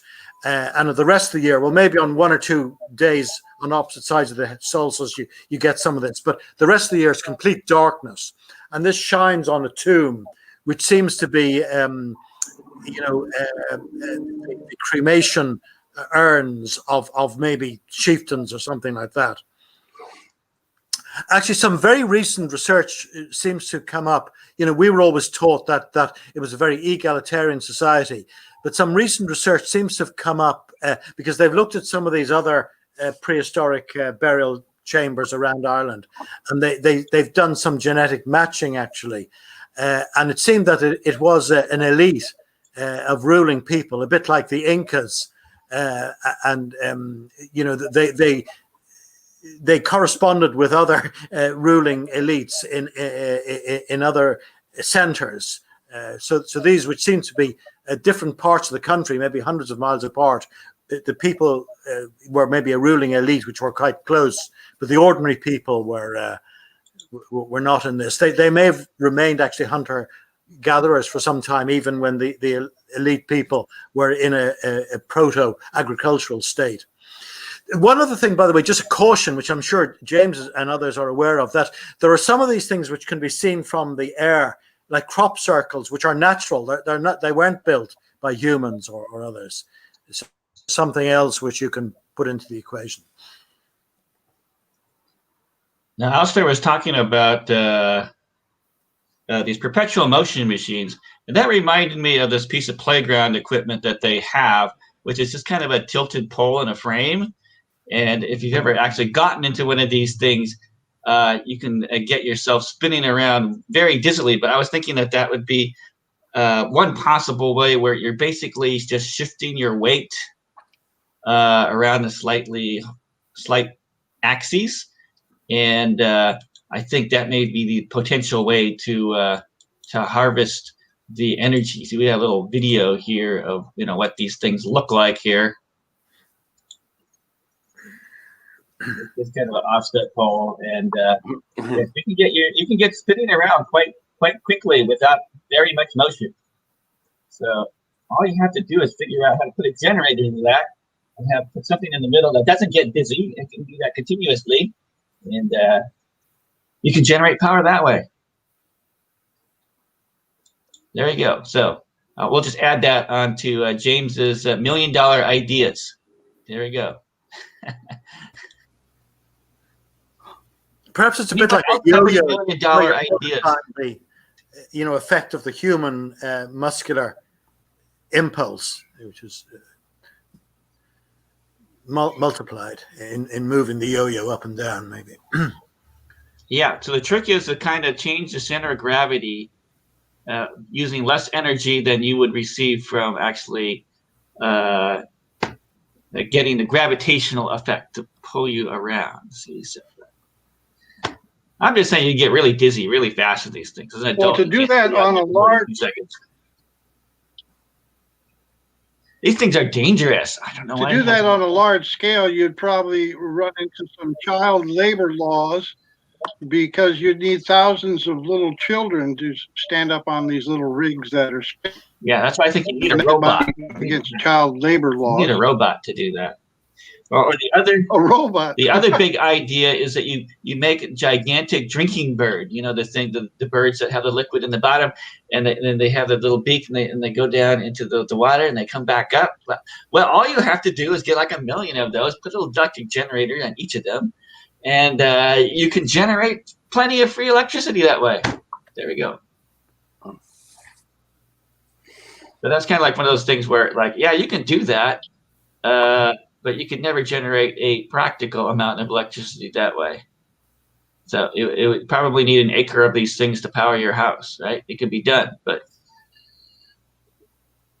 it's like being able to produce gold, but it costs you more than what it costs to buy gold. So it just made one of the things that not practical. So let's see, we do have some comments going on here. Let's see, what do we have here? We have the comments about the dollar was originally backed by land permits, and then it was fixed to silver, and then apparently fixed to gold. So I guess that's even history previous to that. I mean, I could see how currencies could be fixed to real estate.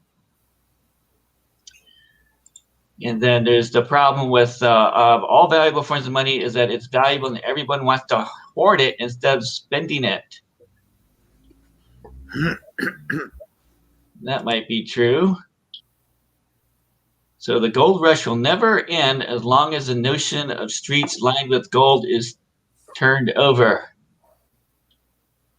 I'm not sure I quite understand that. The gold rush will never end.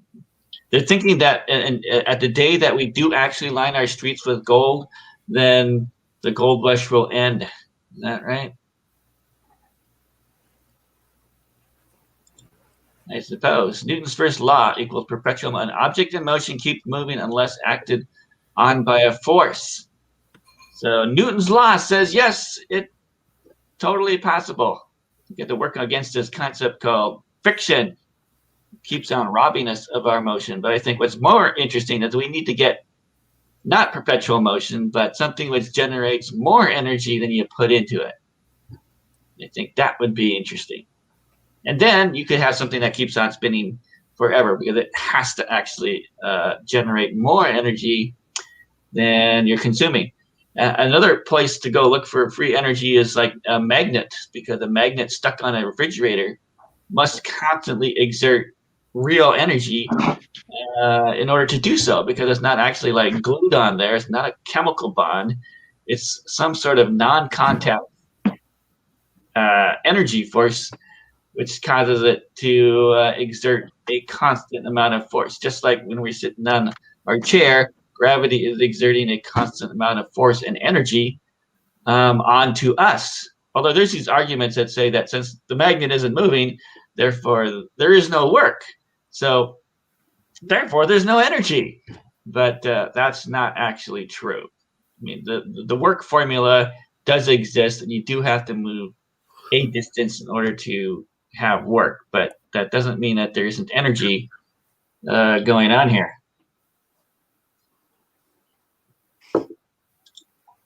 See, all energy is free. There is never a shortage of energy in the universe. We just need to be at the correct spot. Now, I would disagree, because when I buy my gasoline, it definitely costs money. So it's not free, right? And I don't know that we need to be in just the correct spot either. It's a matter of how do we get it when where we need it, how we need it. And they say hydroelectric, wind, and solar are free energy. Well, if you've ever bought one of these things, you probably find out that they aren't actually free, right? Although solar, the price of solar has gone down just dramatically. Like if you see the price chart for how much they can produce a watt of solar power now, you know, it was like $2.50, and now it looks essentially zero. Well, one of the bigger arguments that have been made, maybe which might lead to us questioning some of these renewable technologies, is that it's said that the inbuilt energy in building maybe a hydroelectric plant or a wind machine or a solar panel is so great that either it takes many, many years to get that back, or you might never get it back. Well, if you might never get it back, then the finances wouldn't work out. So actually, the only thing that you need to get back is whatever the financial people say you get back. So you install your $20,000 array worth of solar panels, and if it lasts 25 years, and if you can get a loan on it such that the price of electricity exceeds the price of your loan, then you're good, right? So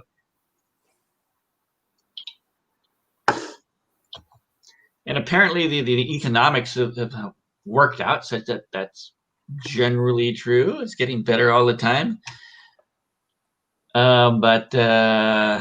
Yeah, I mean, that's certainly true practically.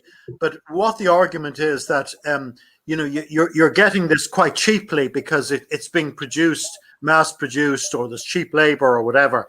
But the actual energy which you've consumed in making the metal for the panels is so great that you mightn't get a positive energy back, even though the cost of it might be such that you can get your payback in a few years' time. Yeah, I'm not sure where we are with that, really. Yeah. Because some people they might be able to do that, just like because the manufacturers get their cost of energy is much less.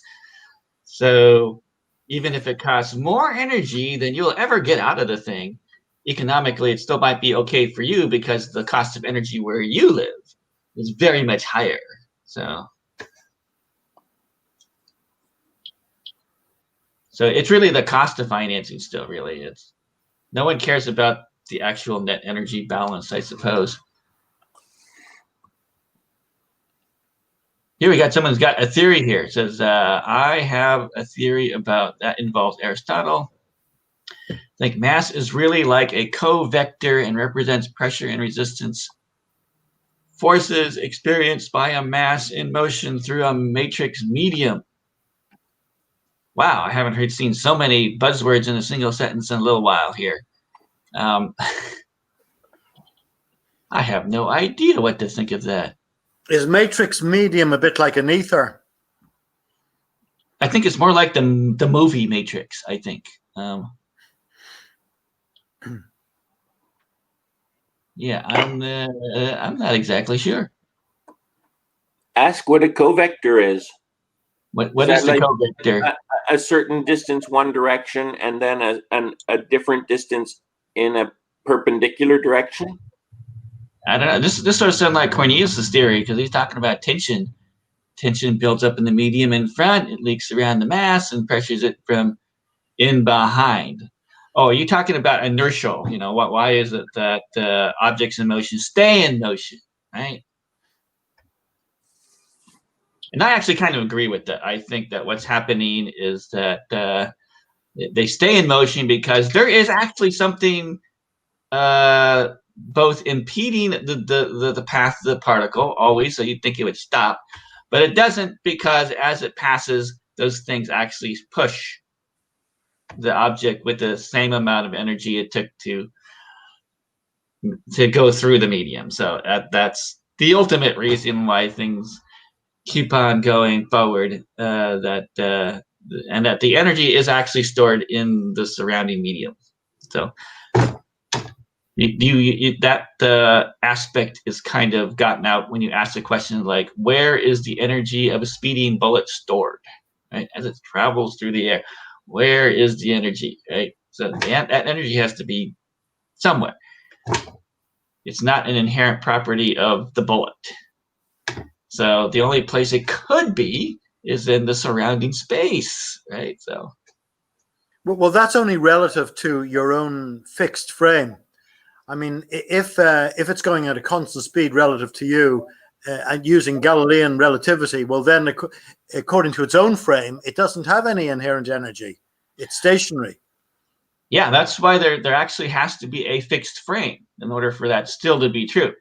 Because if there was a fixed frame and you're going the same speed as the bullet, you can see that, the bullet and us are going 0 miles per hour. So you think that actually has zero energy. But if there's a true fixed absolute frame sitting around, then you would have to say, no, both of us are going 300 miles per hour.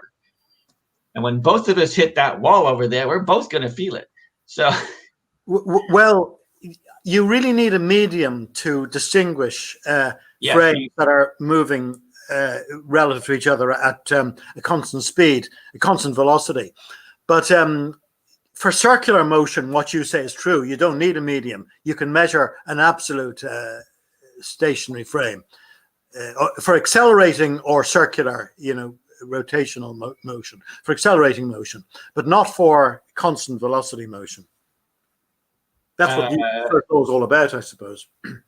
Yeah. Oh, that kind of reminds me of an interesting video I saw this week about the equivalence principle, and these guys were actually arguing that you can think of the Earth accelerating upwards. I've explained this exploding Earth theory, and that's basically what Einstein is saying, is that what we're feeling with our butts being pressed against the chair is actually from actual acceleration of the Earth's surface, 9.8 meters outwards all the time as a function of, I don't know, the space-time continuum or whatnot.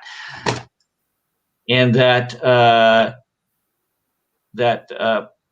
it feels like we feel like we're in an inertial frame because we don't change position per se.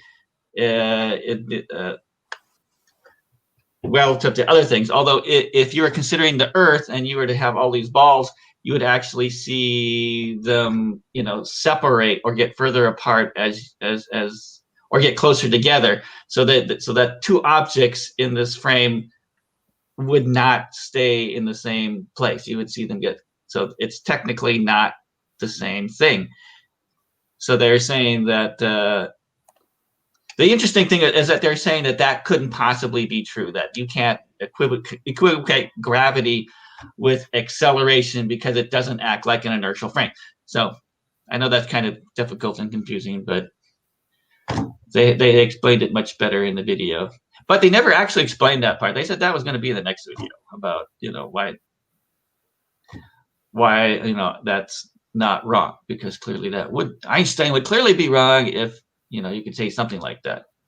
It was a little bit confusing there. Let's see here. What other comments do we have here?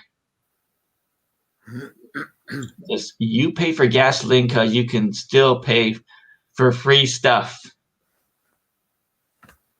No, if you have to pay for it, it's not free, I would say. Right? Now, the guys who actually got the oil out of the ground, apparently, that doesn't have a direct cost to it, but they still have to pay for all the people to get the free stuff. But I guess that's why we're fascinated by gold. When you find it in nature, it's like, it's totally free, right? But if you don't count your effort, but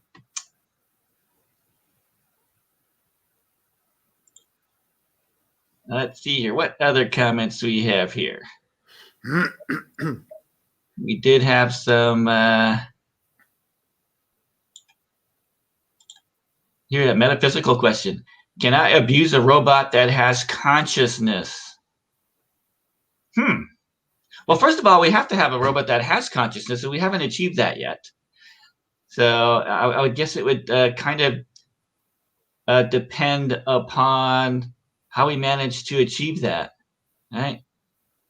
So if you had C-3PO, would be a good example of a robot. He says, "This is my lot in life," and he always seems to be kind of abused. But so I would say, yes, you can abuse a robot if he has consciousness, right? If the robot can say, "I've been abused," then I would say the answer is yes, you can abuse a robot that has consciousness, because he says, "You keep on using me like this, I'm going to break down and I'm going to die," and that would be an abuse. Because certainly you can abuse a robot. It doesn't even have to be conscious, right? Just like you have your car. How do you know a robot does not have consciousness? How do you know? How do you define that consciousness? That was the question. That was the first thing. It's like, well, first you'd have to come up with a robot that has consciousness. Object. It haven't done that yet. Well, this is a bit like the Turing test. General definition may have to do with responsiveness to stimulate.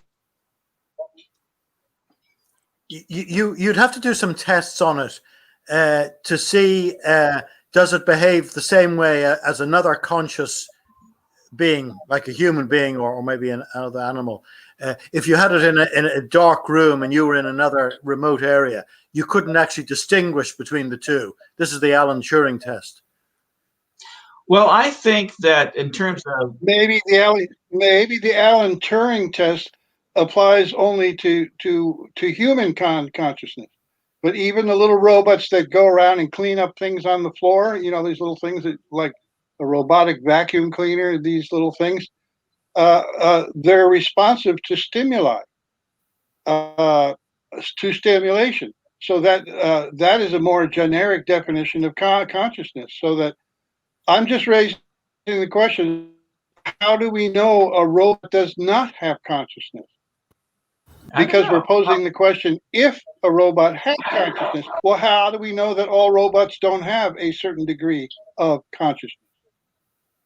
Well, maybe we'll have to do that topic about what is consciousness. That might be interesting.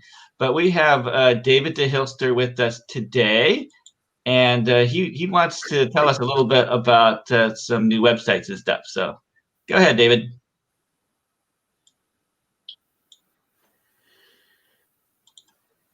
We can't hear you. You're muted.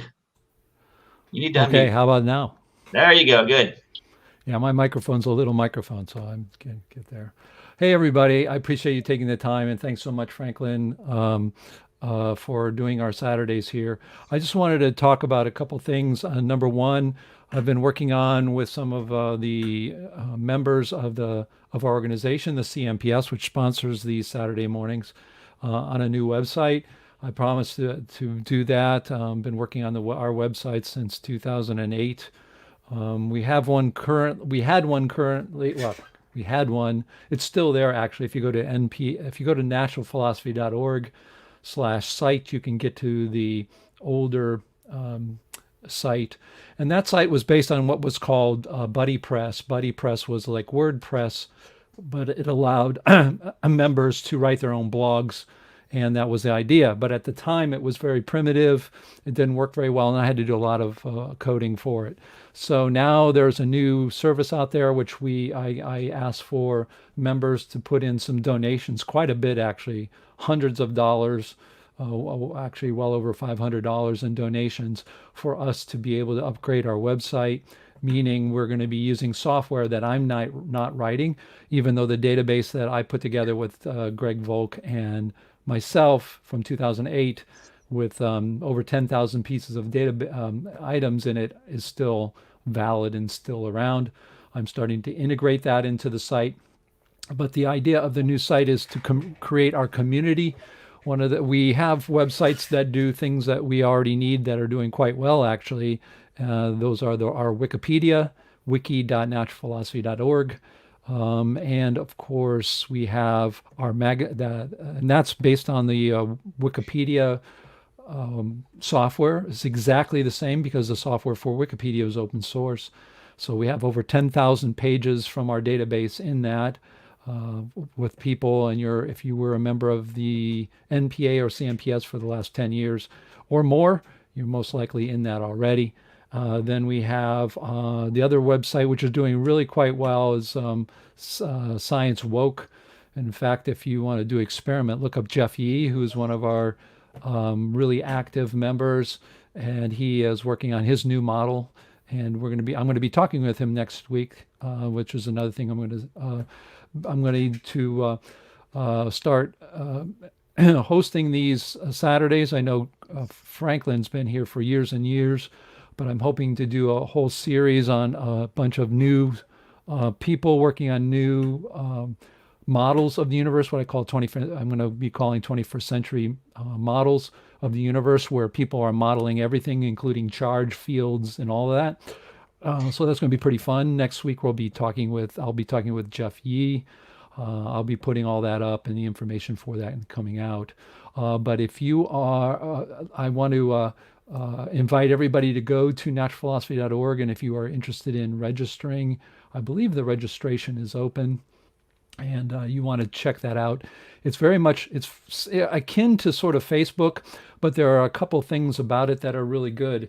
One of them is my father and I I actually purchased what's called LearnDash, and LearnDash is a way to make online courses. So one of the things that I've been talking about members about is that we want to start teaching things. For instance, my dad and I are going to put a course together with LearnDash, which is a how do you say, website. If you want to look it up, just learn-.com. That's now part of our new website. So if you are a person wanting to teach about what your theory is, what your model is, or just write courses, it's one of the things that we founded the Chappelle University in 2018. We now have commercial software that is very easy.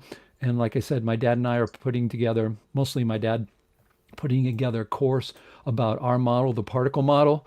And so people can go in and go step by step, learning about our model, and then being actually certified. You get a little certificate at the end. Most important, though, is that we have this new website, which is very much like Facebook and a community. I don't know if I can share it here.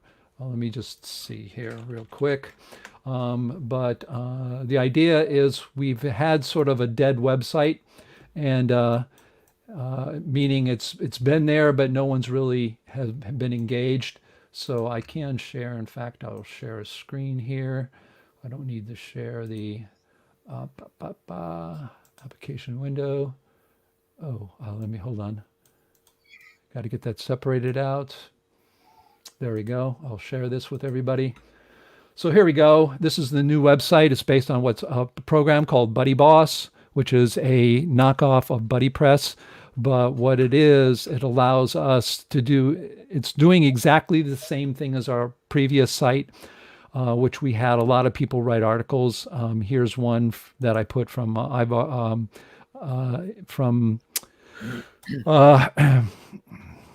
sorry, not by Ivar Cat. This one's by Harry Ricker Jr. the third, Harry Ricker the third. He is a great writer. There it is, right up here, Harry.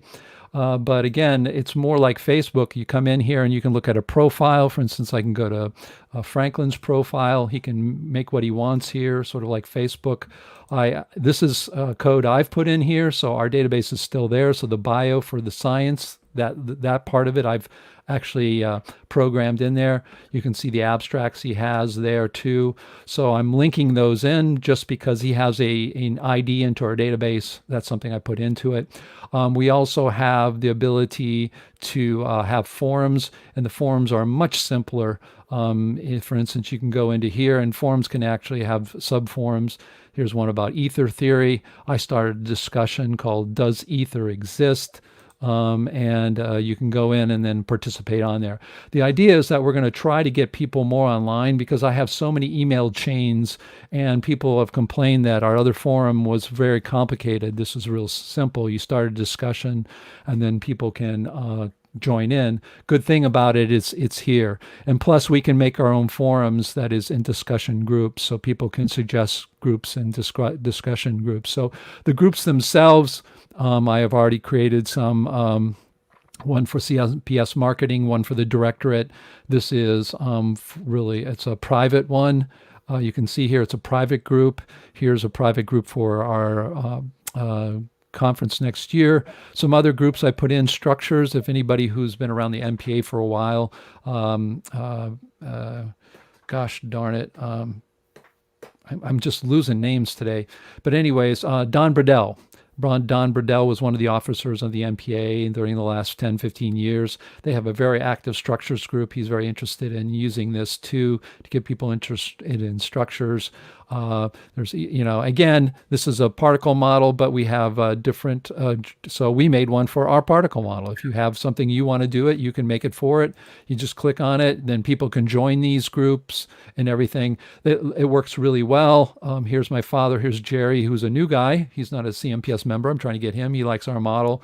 Trying to get him in here and get discussions here. Of course, there's forums. That's what the discussions are. Again, when you come here, what you see are articles. You can write your publish articles. Of course, we have to prove them. And you can even see the Jeff E. programming project, which is going to be coming next week. It's the Energy Wave Theory project, where he's offering $15,000 to help and simulate software. His model, which by the way has no charge. He, I don't think it has charge, but again, he is going to be talking about his model and what he's going to do next Saturday. I will be broadcasting live to not only our YouTube channel, but also to my Dissident Science YouTube channel, which has almost 3,200 subscribers now. And we are getting those people coming our way. So the idea is to get more and more people here. This is the way the world works anyway, for sure. So again, the activity feed, you can see me does either exist talking about that. You can see when people join certain groups. You can follow people. So if I go to Franklin, I can follow him if I want. I'm not signed in. You can't, you can't file. But once you sign in, you register. You can then follow people. That means if I follow Franklin, which I click here on follow, I have done that. I'm now following him. So anything he says, I'll be alerted to by email, and I'll be able to come back and argue or say great job or whatever. So it's really great. Here, of course, is our Science Woke link to our Science Woke magazine, which is doing quite well as well. If you want to see how it's doing, these are articles that I have pulled from there. But if you want to go to the site, you can. We have our database. Science Woke magazine. Here we go. This is our Science Woke, which is our magazine for everybody. Since we've launched it, we have had 46,000 views. These are views per day. We're doing quite well. You can see anywhere from 150. Sometimes we have 200 a day. So these are what you can see. You can even see what's the most popular articles here. Problem with the Big Bang. PhD abandons Einstein for the first and that's Cynthia Whitney's How I Became a Dissident Peeling Potatoes. That's pretty popular. Science Evangelist YouTube and the Woke Movement. These are all kinds of here's Harry Ricker's articles, and you can see these numbers on how many views they have. So we're doing quite well. It's just that we don't have a really good website that's active and lively and community-based, and that's what we have here. So the only other thing we have is, I'll show you because I am an admin. Here is the Learn dashboard. This allows you to create your courses online. This is truly a real software. Here's one that my father is starting. So if you wanted to teach a course, you have courses, you have lessons, you have topics, you have quizzes, you have questions, you have certificates, you have assignments. All of these things are very easily, they're made for the general public to do it. We are subscribing to it. And one of the other things we have is I am here to also encourage you, because none of this stuff is free. I'm programming this stuff, but it isn't free. We have expenses well over $100 a month, well over. Right now, I've had to ask for donations to keep us afloat. But the idea is we have memberships. We have people already have paid $250, some even $500 for their annual membership. If you're a person that doesn't have that kind of money, we have our senior 35, which is and our 50, which are normal. But we do have people who can contribute more, or you can just donate. And these memberships now are memberships through a membership program. So in all, we have expenses like $600 a year for the website. We have subscriptions here that add up to another $600, so it's $1,200. Right there, you have $100 a month. We have our MailChimp, etc. But we with an active membership, we have a lot of members, and I know that once we get moving again and getting people active again and seeing this and taking our discussions online, what I'd ask everyone to do would be to go ahead and register. If you have any problems, you just contact me. But I believe it is open for registration, and if it isn't, give me say I want to register. I'll get you in. But we need to be active. We need to show people we're interested, and we discuss the forums. If you have a forum you want to put together, just ask me. Here, of course, you can see all the members who I've already asked these. Many of these people have donated money already, some of them more than others, and I do appreciate that. So this is now our community website. I think it's going to be very active as we discuss those activities, and every discussion come into what we call the active activity feed. This is very close to something like Facebook. And that way, when a person comes here, they can see all kinds of activity. But it only works if you go and help out. One of the things too is in our live meetings, we have another thing with Zoom. For instance, there's a live meeting. This one is going to, I'm going to be posting every week our meetings and sending those out every week about what topic we're going to be talking about. We're going to be talking to Jeff Yee. I've also got other people lined up. I'm hoping to get Yonel Deneau and Lori Gardy. They're working on an ether model, which again has no charge, and they describe the same kinds of things we're trying to describe. So when we're talking about moving charged particles, it's sort of moot in these kinds of newer models, but I think it'd be interesting for people to see those. But you'll see them here. Zoom, if you have a meeting that you want to have, for instance, we're going to have a particle meeting with Jeff, who is a new guy who likes our model. You can go to meeting details. It will tell you. It's got a Zoom. I'm using my Zoom account for everybody. Everybody can use that Zoom account. And when you go into looking at those things, those meeting details, for instance, this is already passed. It will give you a countdown. If I were to go in here and actually edit this, then I would get a countdown to that. I think I can do that.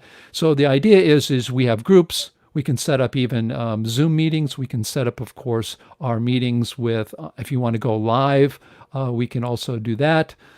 So again, two things I would ask everybody to do is register on the site. Why do you have to register again? Because it's a new website.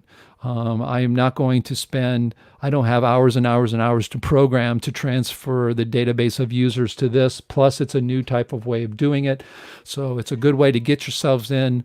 Please pay a membership if you can. If you can't, that's fine too. But if you can, and also if you can pay more than this is yearly, it's not monthly. If you can pay $100 a year, $250 a year, or $500 a year, I know people can do that, and there are people who can actually pay more. It is greatly appreciated and greatly needed. But I'm very excited about this because this is what I was sort of programming, but now I don't have to program it anymore, but we do have to pay for it. So sign up, try to get yourself paying your membership every year, your annual membership to help out, and then also come to me and say, hey, I want to make a group for this because I want a forum on this. And the idea of these forums is that you go into the topic of the forums, for instance, like new models we have already under new models. You can start a new discussion just on general new models, or we have the energy wave theory model with Jeff Yee, our particle model. There's also the ether model with Lori Gardy and Yonel Deneau. There's also the infinity model with Borkert. They all have a lot of things in common. They're all Newtonian in this case, and they all don't have charge. They don't need charge on moving particles. In fields, the fields are described in some way. But regardless, whatever you want, if you want to talk about moving charged particles and moving fields, absolutely. I support everybody. I support theories that I don't agree with, but it doesn't mean I don't think they're good and they're not worthwhile. So the idea here is to come in here, get yourselves to active in the community, discuss online. We've got to get away from email chains. I am on at least 3 email chains of amazing discussions that get lost, pardon the pun, to the ether. And that's no good for anybody. How's anybody going to be interested? We're always saying, no, we don't have people interested in what we're doing. Well, guess what, folks? You got to be in a place where people can find you. And email chains where you literally kidnap people. People will literally go and put together 40 emails of people they did not ask permission to do. And next thing you're on an email chain and you can't get off of it, because if you want off that email chain, you can't get off because the next guy didn't see your email and he sends it back to everybody. And you continually can be spammed by this. This takes care of that. You'll be alerted. So if you're in the new models or you're in the ether and you want to discuss about ether or you want to discuss charged particle, we can put one in electrodynamics and moving particles and charged particles and move in fields. What you guys like to discuss on, we'll make a forum so that when we're not on Saturday, we can discuss these things, people can come along, and we'll find people that are like you, that want to speak about the same things as you. So this good thing about this all works on on iPhones, whatever phones, smartphones, tablets, and websites. These are made for all of those. So I think you can actually see that, but if you just crunch it down, this is the way it looks on the phone. So the whole thing is that we are ready for the 21st century. We have an amazing discussions that go here on Saturday mornings. I think what we're going to do now is we need to make ourselves a little bit more organized, something I've planned on doing. So I'll be taking over for a month or two to get people going, give Franklin a break, because he's been, it's not easy to do what he does every morning, because you can skip out, but he can't. I've only had to place him a couple of times when he was out, but we'll start next week. So does anybody have any questions about this move, what we're doing here?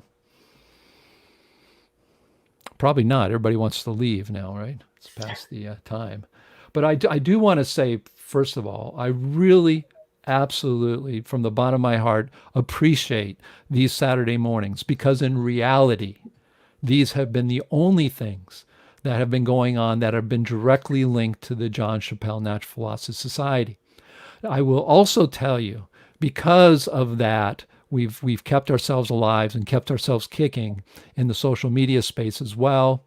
That the people I know who have been active in the MPA and the old NPA are really ready to come back. And one of the ways we're going to do this is this new type of format, this new website where it's active. We've got more tools. We'll have more people paying the memberships, so we won't have no problems in paying our bills, which are very few. And so I can't say enough how these Saturday mornings have grown. A lot of work I've done to get us on the social media has grown it. I see people here in the chat that I know for certain have been coming from different directions, including my own YouTube channel. And it's great to see that we're reaching out in the new modern world. That's just the way it is. The idea of meeting in person is literally almost becoming a dinosaur, and because of COVID-19 as well. It's expensive for people. It used to be very important because we couldn't meet. We didn't have these kinds of tools. So it could be that 2001 may be our first online meeting, and that's the way we'll do them in the future. We don't know. But I do want to thank Franklin and Ian and everybody else who I see all the time here, James Keene. I see you guys, I bop in, and you guys get a lot of views. I mean, in 1 week's time, you get almost 100 views on these videos. So people like them, they're watching them, and it's greatly appreciated. And I'd love to have you guys who have been here on Saturday mornings to continue to come. And I'd also like you to participate on our website. Again, you don't have to be on our website. You can just get your email, and you'll get an email about it. You just click on that email, and it'll go to the website where you can type in your stuff. I want to keep you guys where we have it video recording. That's a lot easier. But I also want to record our typed in conversations that are now in emails. So please, everyone on this channel, please sign up. That's what I'm asking you to become a member. I will help you if you don't know how to. It's again, these kinds of sites are made for anybody. This is not custom software. This is sites that are made from people who sell courses and have communities online. So we've got a great new software we can use. And having you participate is really, really important. And if you want to write a blog, it will be here. And everybody who writes a blog here, I will copy that blog into our Science Woke magazine.